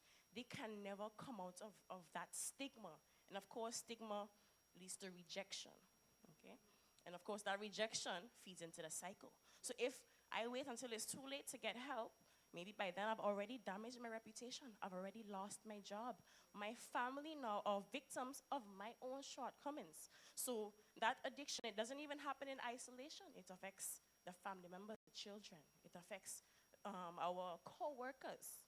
Even in our jobs, what are you doing to ensure that you're showing up for your colleagues? Even as if you're a manager, do you attack your colleagues for maybe not being their best selves today, or check in? What's wrong? What happened? Why are you behaving this way? How can I help? Instead of just demonizing vulnerability or just a human experience. Because I think we look at addiction as moral failure, when in reality, it's just a human response to pain. Everyone doesn't have the tools to cope with whatever they're going through. As was mentioned, we don't know their story. We don't know what's going on now. And so ask them, hey, how can I help? How can I offer you help? Instead of making them feel as though there's no safe space. And so, of course, it starts with us. If we look at ourselves and admit, hey, maybe I'm not doing this the way I'm supposed to. I'm not being the best parent. I'm not being the best co-worker. It starts there. Okay? Thank you. Wow. We're going to continue for time's sake. I know the 2 hours was not enough, but this discussion has started something, it stir up something. Meredith Concepcion, the last panelist. She functioned under the Department of Judicial and Institutional Services. She's a former family guardianship coordinator, and presently she's the foster care coordinator at GYS. I can see that? GIS, yeah. From your and the glasses is right here on the table, yeah? We're not gonna go there. From your experience working in the foster care system, Meredith, what patterns or gaps do you see that cause children to move from one cycle of instability to another? And how can we hold parents more accountable while still supporting the healing and reunification? Thank you for that question. I guess I'm the last. And most of the time when you're last, everything is what was already said. So, you know, I was looking at some pointers I jot down. And one of the things that stood out is actually, someone mentioned it, early childhood education, which is very dear to my heart, and it's very important. I remember when coming to St. Martin, I was asked by one of the MPs back then, I think it was MP Westcott, that if I can help with the setting up of the early childhood education on St. Martin. So I did that, and before doing that, I told her that the first thing I need to do is to get all the caregivers certified, because all of them was working in the daycare centers and they with our foundation of this society, and they were not certified. So I went ahead and I make sure that they were all certified. And secondly, what we did, we did workshop for the parents, because the parents also needs to know what is going on. And then we make sure that every month we follow up to make sure that whatever we taught them, it was, they follow through with that. After leaving that, my thing is basically what I am seeing, and I'm listening to all of this, it's more the follow-up and continuation of things. Because you would hear a lot of information given here. How do we follow up? How do we continue with this? You know, there is where it, you know, the rubber hits the how you say? The road, because most of the time there is no follow-up on these things. So right now, as we look back, someone is saying that there is issues again because there's no follow-up. Going to the foster care, all that was said here this morning, that's the reason why a lot of the children end up in foster care. And some of the pattern leading to the cycle of instability, I dug it up. I could mention a whole lot, but I just want to mention two because of lack of time as well. Parents, pattern that we see actually on a day-to-day is parents struggling with substance abuse, mental health challenges, domestic violence, poverty, and lack of parental skills. We also have parents that genuinely choose not to engage even when resources and support are available. Sometimes what looks like not caring can be the result of untreated trauma or mental illness, chronic stress or poverty, intergenerational neglect, and distrust of the system. We have a lot of them that distrust the system. Oh, you're not going to do anything for me anyway, so, you know, why worry? So all this can have a strong impact on our children. And children often internalize this pattern as I am unworthy of love. One of the deepest wounds in foster care is that when children come to you and say, my mother don't love me, my father don't love me. So together, I am stressing together, we need to find ways to deal with these root causes, not just the surface, but like my colleague has said, we need to really dig deeper to be able to find out what is causing all this. There's a few gaps that I would like to mention. Again, there's a lot, but because of lack of time, I would mention three. most child welfare funding is spent after removal and not preventing family breakdown or supporting reunified families or aftercare. So prevention is a key. And most of the time, we don't think about prevention. If something happens, everybody wants to jump on it and try to fix it. But we need to invest in prevention. This results in children not receiving timely, trauma-informed care, mental health services, or education support. This can manifest in behavioral issues that complicate reunification or placement stability. These children ends up in foster care. Another gap is that the system focuses more on monitoring compliance than on proactive healing and skill building for the child. So these children also most of the time ends up in foster care. Fragmented interagencies collaboration, lack of coordination among child welfare, mental health, schools, community service. Everybody's working on their own island.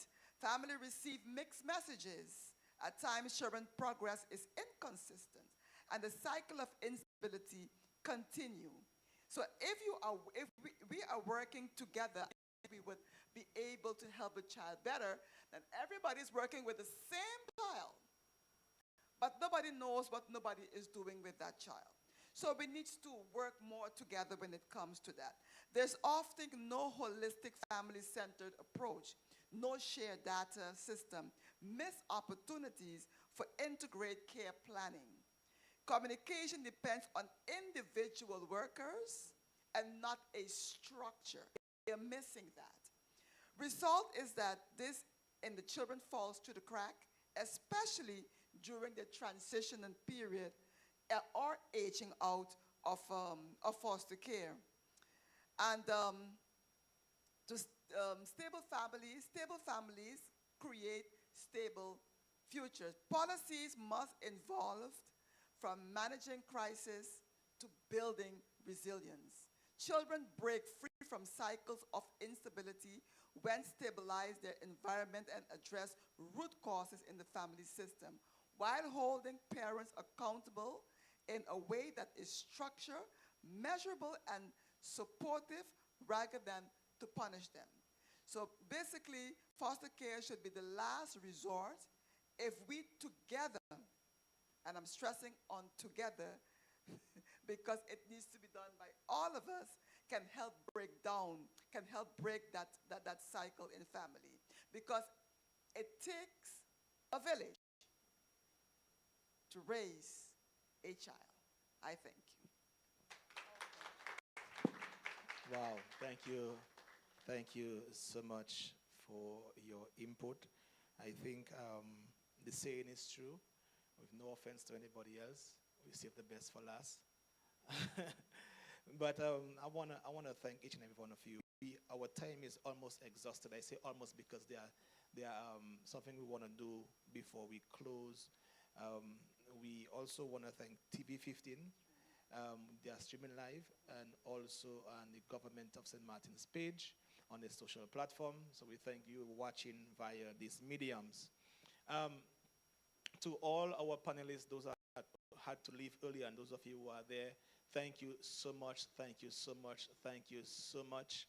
Those, Cassandra online, your patience with our technical difficulties, thank you for that, thank you for that. But before we leave, I want to say this. I really hope and pray that each and every one of us here on the panel and those of us in the audience think about doing this again.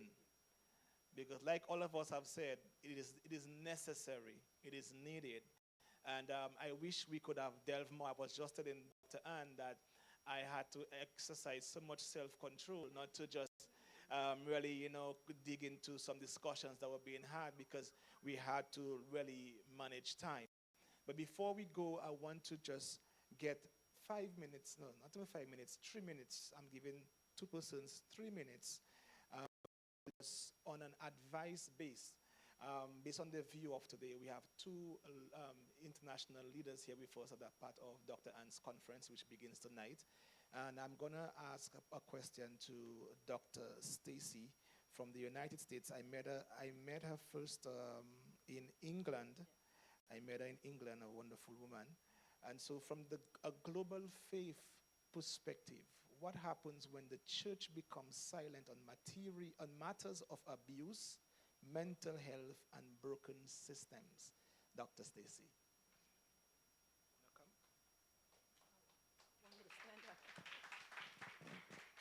Well, thank you, Dr. Ann. Thank you all, the panelists. I'm super excited to be here in St. Martin, the beautiful St. Martin. It's absolutely awesome. I've had a wonderful time here. I arrived yesterday in my team, but I want to answer that. I actually wrote down some topics, and as you were speaking, but before I do that, I want to share my experience since I've been here, not that many hours, but when I got here at 5:30, I believe. I know you said 3 minutes. I'm going to be obedient. But anyway, when I got here, we went to eat after we did the radio thing. And as we were walking, I saw someone get hit by a car on his motorcycle, and the young boy just jumped up and went on like nothing ever happened, and this lady's car is totally totaled. And the community, a couple of people, maybe two, went to help. And I was like, what? This guy could have been killed. Like, I couldn't even believe that he was walking. The whole bumper was off the car.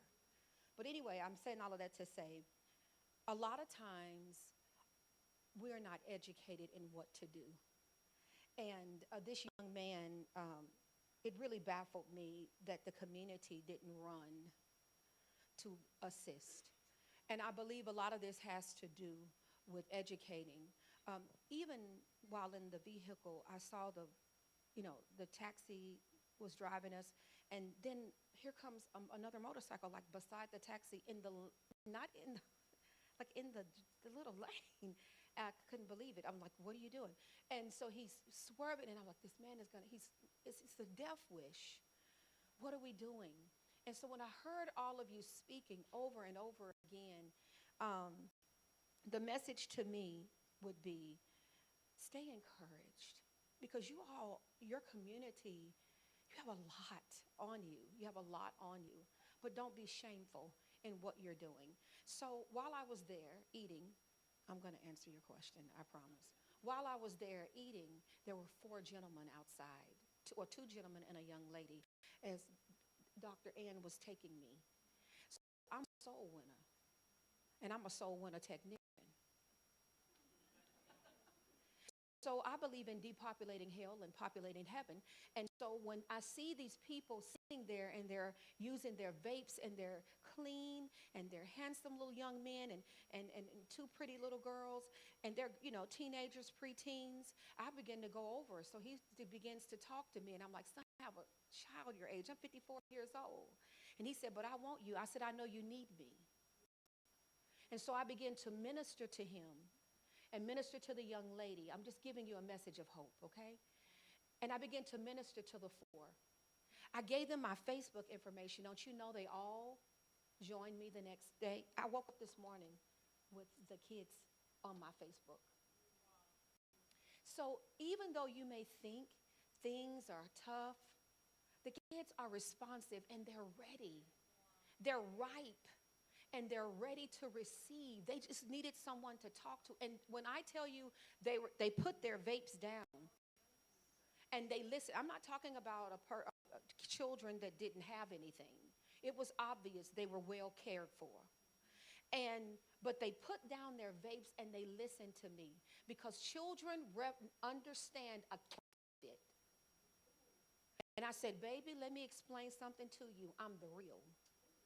Because in the USA, in order to detect the counterfeit when it comes to money, they teach them to learn about the real. I said, so give the people a chance. Give them an opportunity before you're quick to shun them. And so I just wanted to encourage you with that. To answer your question is shame. in the church, we don't want to deal with it because we've been taught that it's shameful. You need help. You need mental help, and you know it, and your family knows. Everyone knows you need mental health, and everybody is talking about it. Like you said, behind the scenes, they know that your father is an addict, your mother is a alcoholic. They know that your mother and father are verbally abusive to you. They know that. But we're talking about it and not being about it. So I want to encourage the people to each one reach one. And all it took was for me to go up to these children. Then I began to share with them resources. Hey, there's a church called Christ Transform Global Ministries. And I said, Dr. Ann, come over here. And I began to share with her about share with them, hey, she's the real deal. And then they began to question, now where are you? Where are you? See, it's just about meeting the kids where they are. The Bible talks about it all the time. It is our responsibility to meet the people where they are. In the United States, one more minute, please. In the United States, we have something where we include every job. At my workplace, if you have insurance, therapy is given. There's a therapist on site. I am a commercial property assessor by trade, okay? And so I go into properties, and automatically when I walked in here, my mind got to thinking about it. But we go into these places and we assess. Well, that's what we have to do. We have to assess where this child is. That's where the gift of discernment kicks in, and each one begin to reach one. And so we have these things. So at school, we have therapists that are on site. The teachers are required to take classes on educating them about the different resources that our school offers. So not only our school, but our jurisdiction. So every teacher knows the resources that are available. So if your child is suffering, it's because you did not give them the resources that were needed. It is our responsibility as a people, not as an office, but as a people to assist and provide a service from God to mankind. That's what I believe. And so I believe that if we open up our hearts and we pour out into each person the measure that we have, each one can reach one. Thank you so much, Apostle Dr. Stacy. And I got 3 minutes. Anybody else counting how much it took?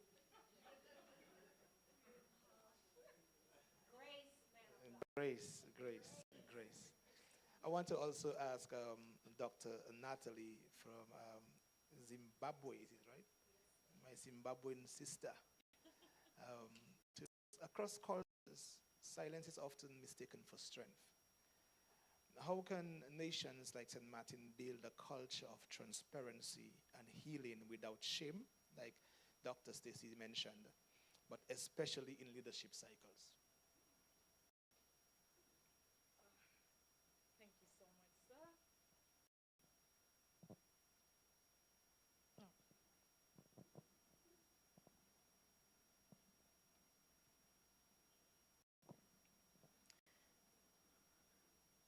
Glory to Jesus.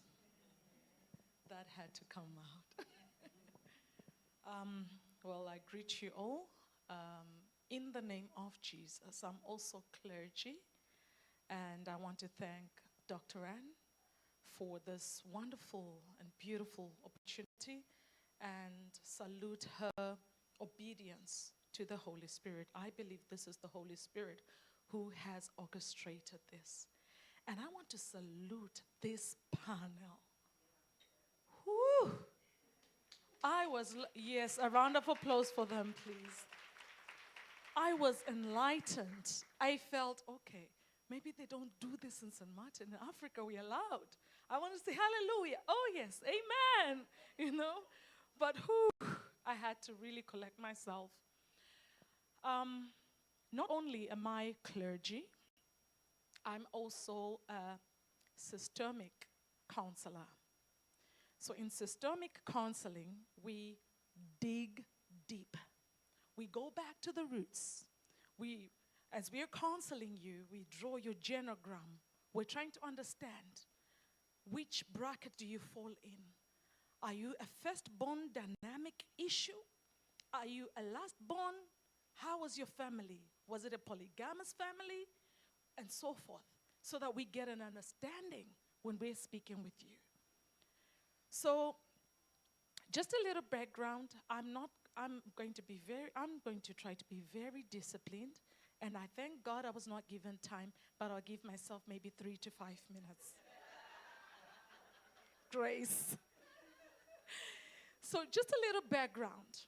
I am a survivor of rape at 13. I'm also a survivor of drug and substance abuse. I did everything from cocaine, you name it. So when I look at a person, I really understand firsthand what it means to be broken and what it means to have a silenced voice, not only by choice, but being forced by society to not speak up, perhaps owing to cultural norms, shame, and you name it. But I really thank the Holy Spirit. He allowed me to go through all these trainings and so forth. And having done that, I've become very vocal about even pain and things like that. So I just prepared something so that, you know, pastors, we kind of end up preaching. So I wanted to discipline myself and just read. I prepared this in the morning. So based from my observations here with prison inmates, again, by God's grace, I went with Dr. Ann. She took me around. She took me to Miss Lely's center. It was amazing. By God's grace, I managed to do one-on-one sessions with each inmate, as well as the social workers and a few prison guards. It was amazing. So based from my interactions with those prison inmates, and based from my interaction with other prisoners, even in Africa, and leaders,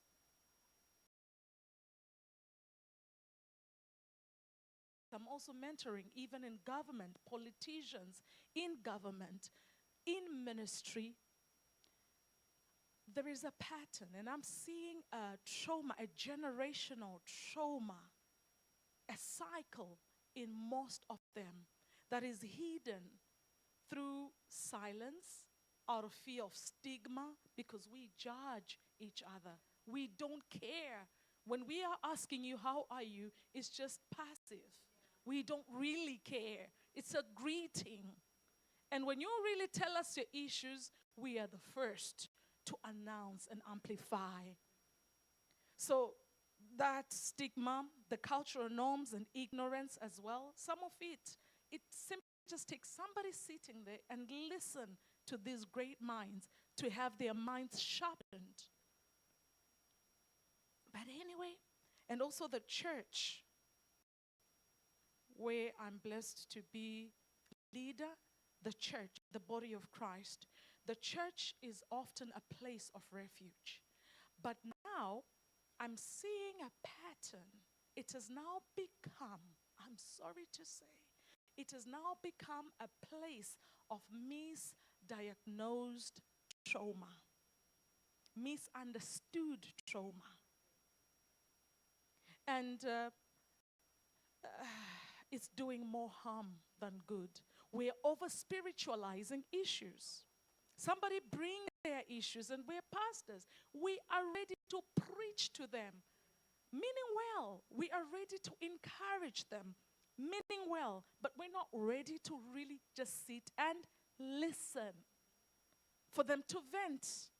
Sometimes what we need, when our children, our daughters come, we just need to listen.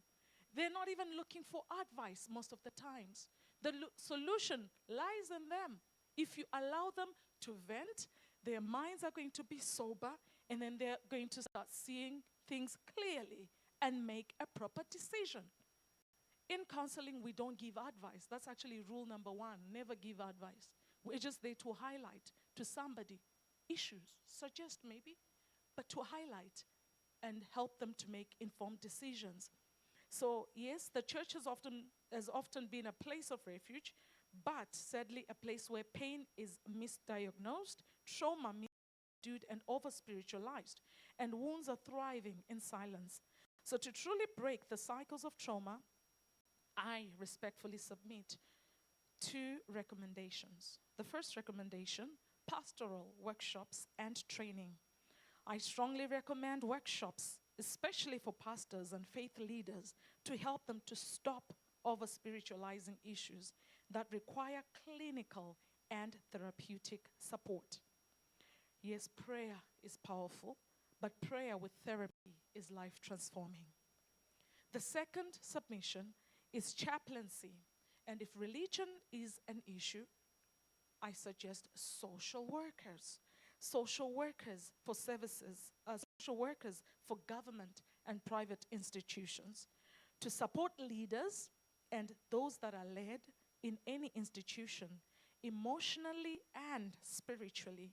This will avoid burnouts, stress, depression, unnecessary conflicts in institutions, in churches and families and government, and a happy workforce delivers effectively and ultimately makes a happier nation. These social workers can help with community cohesion and stand in the gap between the citizens and the government, fostering trust and a holistic care for our people. And also, as we address the root causes of trauma and brokenness and encouraging people to open up and break the silence as well as the cycle, it's vital to recognize that true transformation must touch every sphere of society. Number 1, family. I work with the mountains, 7 mountains of influence. Quickly, the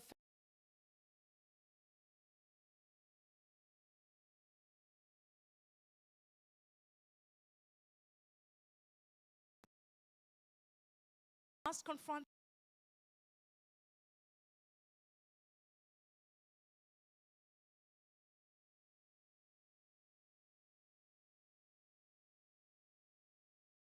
to the church and faith-based organization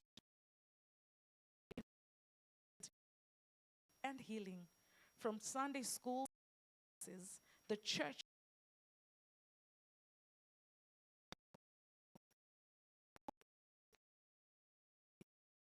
Number 3, the mountain of education. What our children they are, we need trauma-informed, healing-centered learning environments, just as Shamila was speaking about. Equipping educators at all levels with tools to identify and to respond to trauma in age-appropriate ways is actually, and your great anointing, woman of God, where you gather all these mountains of influence, where you are even gathering education leaders. And they sit there, the Minister of Education and other, ECD, different levels, and teachers are filled in this place. And they're discussing all these things. And I know you can do it. You're anointed for it, woman of God. So education, equipping educators at all levels with tools to identify and respond to trauma in age-appropriate ways is essential. Workshops and continuous development can make school places of safety and transformation. Number 4, the government. Policies must be created and enforced to protect the vulnerable and support long-term healing. Prisons and rehabilitation centers, I would also suggest they prioritize restoration over punishment. And I'm happy to also have heard the former Minister of Justice saying, yeah, it's not punishment, the other people's children. It's more of a rehabilitation. But I don't know if it's like this here, but in Africa, our prisons tend to be punishment arenas. If you're going there, know that you are in for it. Even the community will judge you. And we are actually trying to also raise awareness in that regard. So I would also really encourage that you continue. Just continue. Through the probation, you can continue. And I applaud you for that.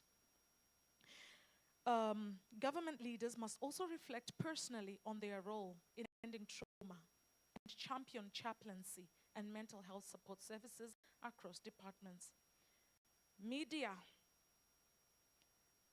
are you here?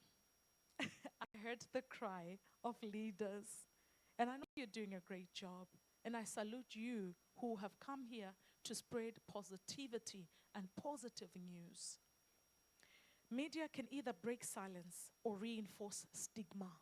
It should be a powerful voice for awareness, healing, and change. Programs focused on restoration should be amplified and rebroadcast frequently. I hope this will be rebroadcasted and rebroadcasted. And influencers and content creators should also be engaged and educated to promote healthy, healing-centered narratives. I also pray for a day we have media and social influencers filled in this room and listen to the panelists. Number 6 out of 7, arts and entertainment. This sector can awaken us to societal issues or numb us to them. Artists are often deeply impacted by emotional and mental health challenges. And it's also very important that we start with them, because they are the role models of our children. And they are also, most of them are our role models. Their toxicity, we consume even their toxicity subconsciously.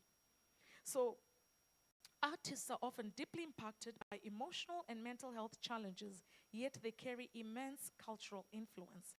Let's engage this mountain intentionally to create content that sparks conversation, reflection, and healing, especially for the younger generation who follow the lead.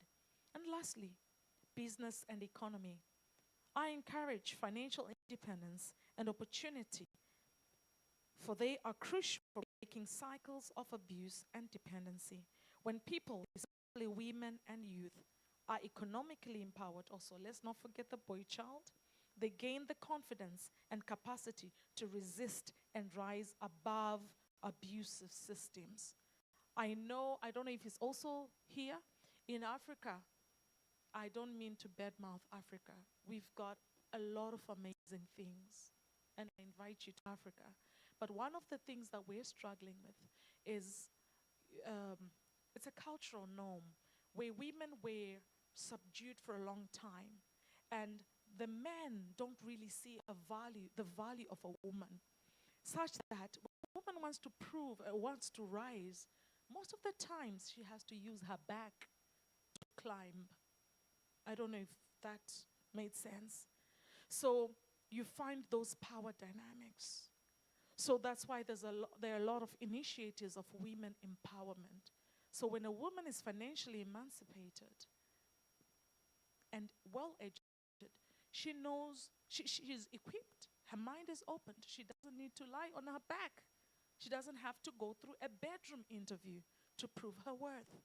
So if you also perhaps might have this thing hidden under the carpet in St. Martin, I would also encourage women empowerment initiatives with your bags, things like mortgages, things that just workshops that empower the women. So also partnerships with business sector can fund and sustain healing initiatives.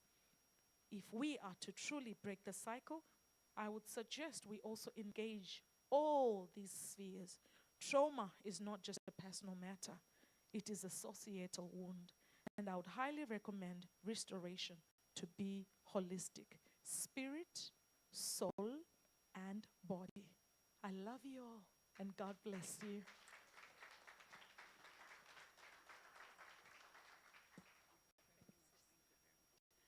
That was a great teaching in just a few minutes. So it's a beginning of it's a movement. You know, I tell people all the time that all what I'm doing with the vision that God gave me is a movement to change and heal this nation. And I always thank those that stand with me, you know, and I want to thank my team that helped me, my staff of A&A Accounting, and my support system. You know, I have a great support system. You know, it's not Dr. Ann by herself, because then I wouldn't be able to stand. So I thank all those that help. My PR at Monique that does a wonderful job behind the scene. Prophet Spoon, also I greet you on behalf of Prophet Spoon and Pastor Ray from Christ Transform Global Ministry. and also our global network that assists us. But before we close, I will want to give Cassandra Richardson, she would like to close with a short remark. Cassandra, are you there? Go ahead and speak. Yes, I'm here. Can everyone hear me? Okay, wonderful. Thank you. The last woman that's Dr. Natalie. You just threw everything out that I just wanted to say. The importance, right? So I do understand and I do recognize that even persons that perpetrate, they are also victims. Yes? And they also need restoration. And I'd also like to say that there's also a line between the restoration and the protection of victims. And I'd like us as a community to also recognize that, because what Dr. Natalie mentioned about victims being silent or silenced, even when they speak about their circumstance, sort of get overshadowed because perpetrators also need the support, which I'm not denying or recognizing. However, when we take the light off of the victims that also need the protection as well as the access to support, because we're also talking, I think that I was invited to speak about domestic violence. As it's November, as we're doing the awareness on domestic violence and gender-based violence, there is an acute situation that still happens even in modern societies that also like to say that women are equal. We're not. I'm still trying to say that there is still an injustice and an inequality in how we perceive women. Men get abused too, yes. And there are systems that are actively oppressing, that they are willfully silencing the voices that women experience in our community. The issue with the access even to banking, as simple as that, as I'm seeing a lot with families that are trying to protect themselves against perpetrators or persons that perpetrate. And I'd like the men on the panel to also know and recognize that the biggest predator, say, of a woman is usually her husband or the person that she's involved with. And so because the issue of domestic violence is so intimate and because it's so superfluous, so it's not just in the home, but it's also in the community. It's also within how she's able to access supports. We have to be very, very intentional about how we're seeing and understanding this problem that also ultimately affects the children that live, that may have been abused, that may witness, that may hear the abuse in the home as well. So from a systemic way of approaching it, we have to understand it at that level. It's not just an individual abuse that happens towards a person. It happens within a system of control. It happens within a value system of control. I'm not going to go and talk about patriarchy right now, or those types of systems that are actively working, but we also need to understand it in that way. And then I wanted to just give also to Ms. Knight and Ms. Shamila the point that they brought up. Ms. Knight, kindness. If we can, in our community, I think that that's so important. I know that we shy away from kindness because we think that it's weak, or that we think that we're giving a person more reverence. but kindness is so important and so basic. It's what actually gets us in touch with our humanity.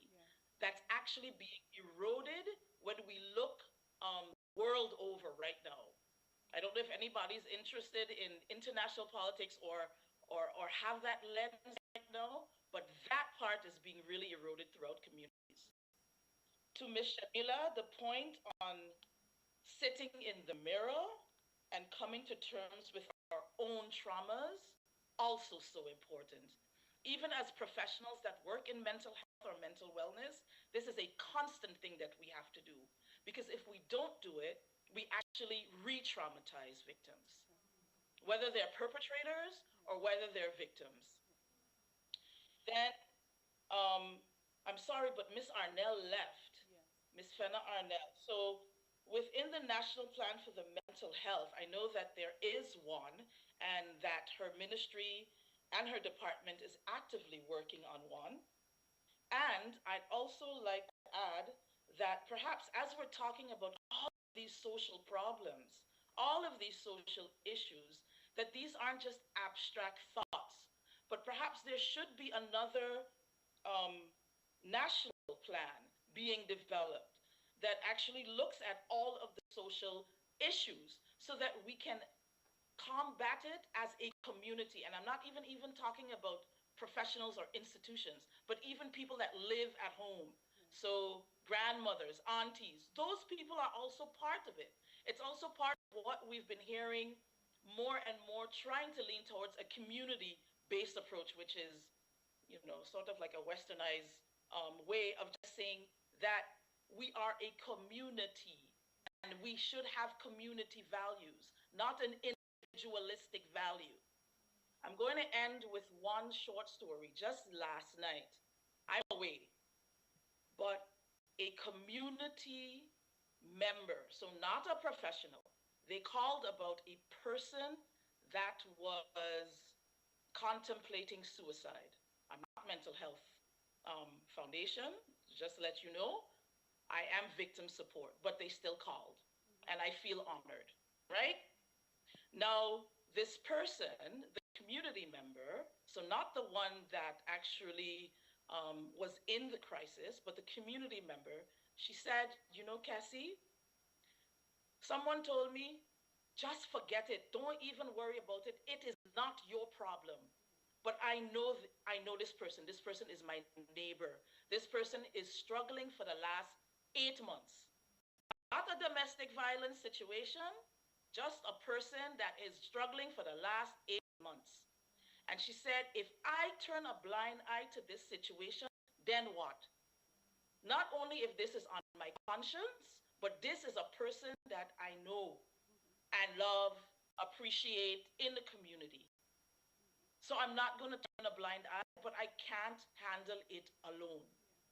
And therefore, we went and we tried to figure out what resources, but also to what was the access. How were we able to access, and how was that person able to get the support that they needed to? So we stayed up. I tried to call the individual. They wouldn't pick up, but I'm going to still try. And I think that the individual has had the support because of the institutions. However, we are not an institutional sort of society, nor should we be. We should be a community of people that try to take care of one another. St. Martin is very, we're overdeveloped in one way and very underdeveloped in another. And our emotional intelligence that we had so instinctively is being sort of deadened. Dr. Jamila mentioned it. So I personally, as a member of the community, I'm not even talking as a professional, as a member of a community, I would like to see us be able to care for one another at the basic level, and then also to confront our own traumas, historically as well. We are an island. We have gone through slavery. I know that people don't like to talk about it, but those traumas still follow us today. And I'm going to end there, and guys, have a wonderful, beautiful Wednesday. Thank you. Thank you, Cassandra. That was powerful. we're going to close because of time's sake. I want to thank everyone, each and everyone that came out and support this vision and the great conversation we have started. I will be reaching out to each and everyone, especially the panelists, as we, under the vision that the Lord gave me to establish a community center, holistic community center, a healing trauma community center called the YECC. And by God's grace, now that there are grants, there are monies available that I know government, our local government can't help us with, but I tap into a grant that will help us establish this holistic community center. And however, we need each and every one of us to work together to heal this community from trauma, abuse, just a listening ear to sit down and talk. We all have to come together and be part of this movement to heal this island, because one more, as Cassandra said a while ago, is too many to lose by drugs, mental health care, taking their own life. But at this time, we will close this forum. Thank you very much. And I invite you and the media, those that are listening to me via whatever platform, that tonight we are starting the Global Women. We have a speaker, anointed God purpose, such a time as this. That was from Antigua. We have Dr. Zimbabwe is one of the speakers. The Honorable Lady Nathan, I saw a one. Oh, yes, Alexa is going to be the speaker presenting St. Vincent Grenadines, human being. Yesterday, Dr. Stacey, Nashville, Tennessee, and myself as a speaker tonight. And they all Sunday in this city, invite us this auntie and a child, ever come in, we go to back, we will transform life, we're going to restore, deliver, we're going to bring you back to the senses. Because when we have women that are healed, completely healed, we can heal this nation. Thank you very much with this week's.